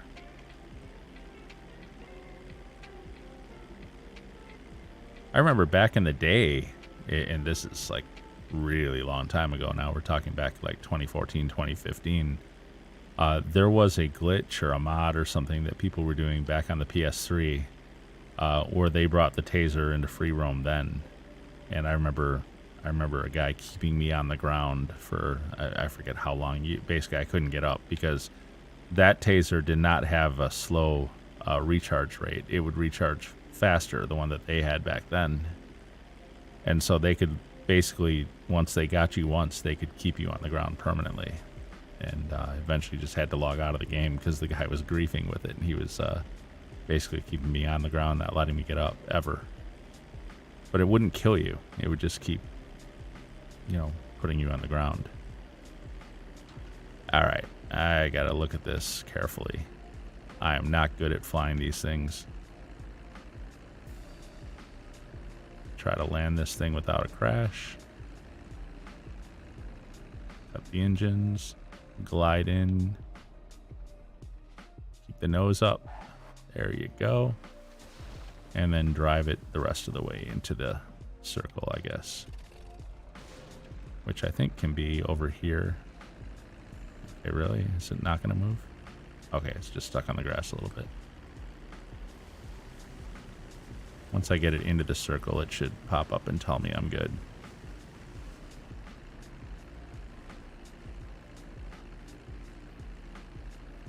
Oh, it already says enter a plane, so yeah. Okay, we're good.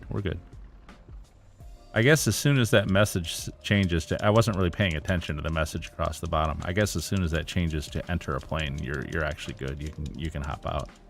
So we got one left.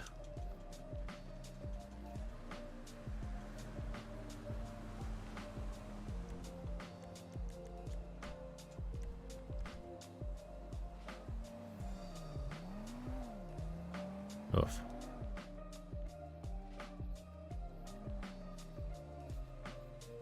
Modder gave it to me. I was tasing everybody and beating them. I wish I could have it. Well, the taser's in the game at this point, just not the one with the fast recharge, though. It's a slow recharge. So if you tase somebody, they'll be on the ground, but they will get up before you're able to use it again. But it's officially in the game. You don't need a modder to get it now. Or are you just saying you don't have the money for it, the one that you can buy?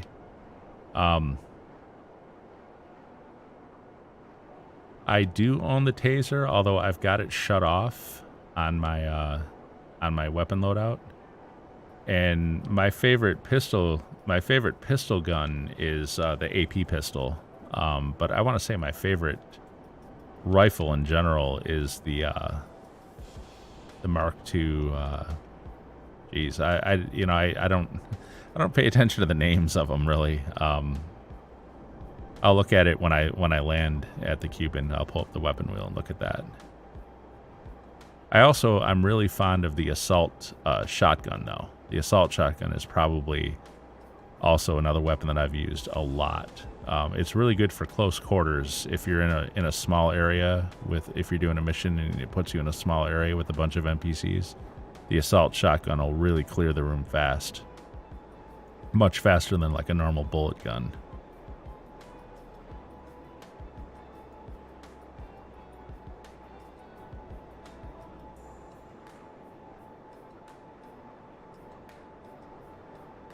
Actually, I'm down to 10 minutes on this one. Yeah, that's the problem with these. When you got to fly these 3 Cubans across and land, it takes a long time. Time is actually kind of getting tight on this one. We'll see. And it was this mission, we talk about sucking at landing these things. So last week, I wasn't streaming. I was just playing on my own. And I was doing this mission. And I managed to get rid of the enemies, and I landed the first 2 planes, just like where I'm at right now, basically. I flew the 3rd plane over there, and when I came into land, I overshot the landing area. And I tried to turn the thing around and like just drive it back to the drop point on the ground. And all the NPC cars started spawning in front of me, and I was at the end of the clock too. I was down to like 2 or 3 minutes, and I had like a couple blocks to go still to get it back over there, and I couldn't move the thing because all the NPC cars were like lining up in front of me and blocking me. And I tried like getting out and hitting them with the up and atom gun to like throw them all out of the way. And as soon as I got back in, of course that freaked them all out. And as soon as I got back in the Cuban, they all blocked me again. And I eventually, it was down to like 1 minute, and I'm like, I'm not going to be able to finish this. I'm not going to be able to do it. And so I had to jump sessions to avoid losing everything. Because I'm not sure what happens when time runs out if you haven't made the 3rd delivery. I know if I deliver the first 2 and the 3rd one gets blown up, I know I lose everything. I'm not sure what happens if I've delivered the first 2 and then time runs out before I deliver the 3rd one. I don't know. Do I lose everything? I wasn't willing to risk it.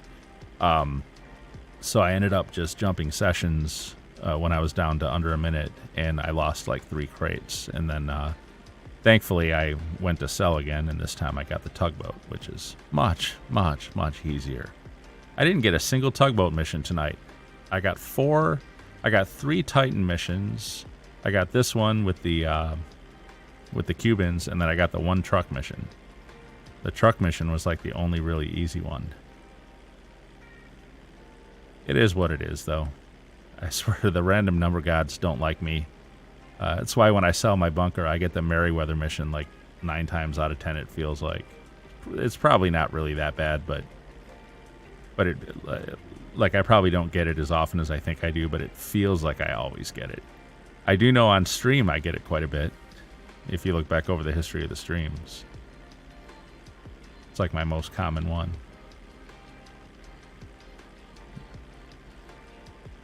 You go around when you're done and just start killing people to get them mad. Oh, well. Actually, I've been, wow. I've been streaming for 3.5 hours now. It's a really long stream for me. I'm going to wrap it up after this sale is done, assuming I can finish this. Here we are. We're approaching the moment of truth now, though. I got to land it. Got to try to avoid these invisible towers in the air, because every time I get the plane mission, it's nighttime and foggy, it seems like.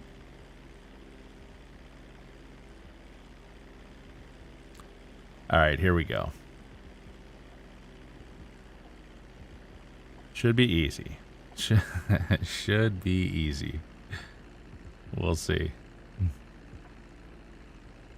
Oh, landing gear down. Almost forgot the landing gear. Cut the engine. Keep the nose up. Oh, there we go.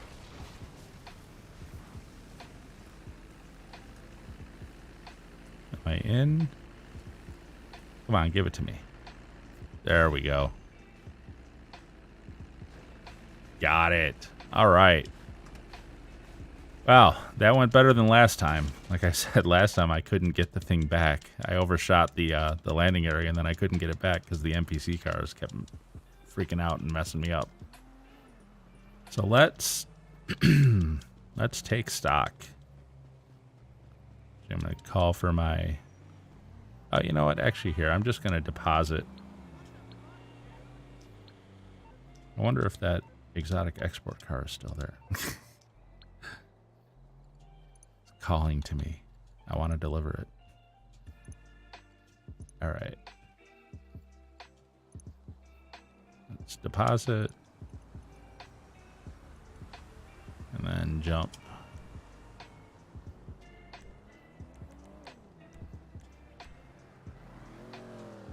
I do love the invite-only sessions, man. You can jump sessions so quickly with them. Much more efficient than the public lobbies are. They take forever.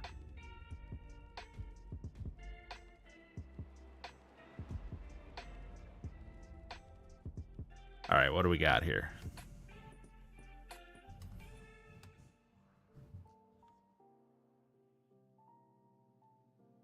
Do we have cash in the office? We do. All right. So we are at 610 million. We did break the 610 million. I thought we'd only get to 607. So got like an extra 3 million. And wow, the cash has spread. I think there is more cash in here now than there was before. It's like spreading all the way out to here. Yeah, I'll have to go back and look at the earlier streams, but I didn't remember there being quite this much cash like in the meeting room and stuff. I want to say it was more confined to the office area before. Definitely. And when you run through it, like you see little bills like kicking up as you run through. Wow. What a mess, though. What a mess. Let's face it, in real life, I would not keep my cash like that. Anyways. So, 610 million. Take a seat. Shall we do a professional speech? Hello, YouTube. It's the professional. Actually, my mouth isn't moving. He usually has his mic active on his console. So, anyways, enough of making fun of the pro, who I actually have the utmost respect for, as he did the $1 billion grind before Cayo was even available. So I've got a ton of respect for that. But anyways, guys, we have hit 600 million. Remember, there will not be a stream on Monday night because it is Labor Day and I will be tied up with family stuff. But I will be streaming again next week, Friday, assuming no unforeseen circumstances come up. So everybody, thank you very much for watching. I hope you guys enjoyed it. I hope you guys have a great weekend. I hope you guys have a good Labor Day.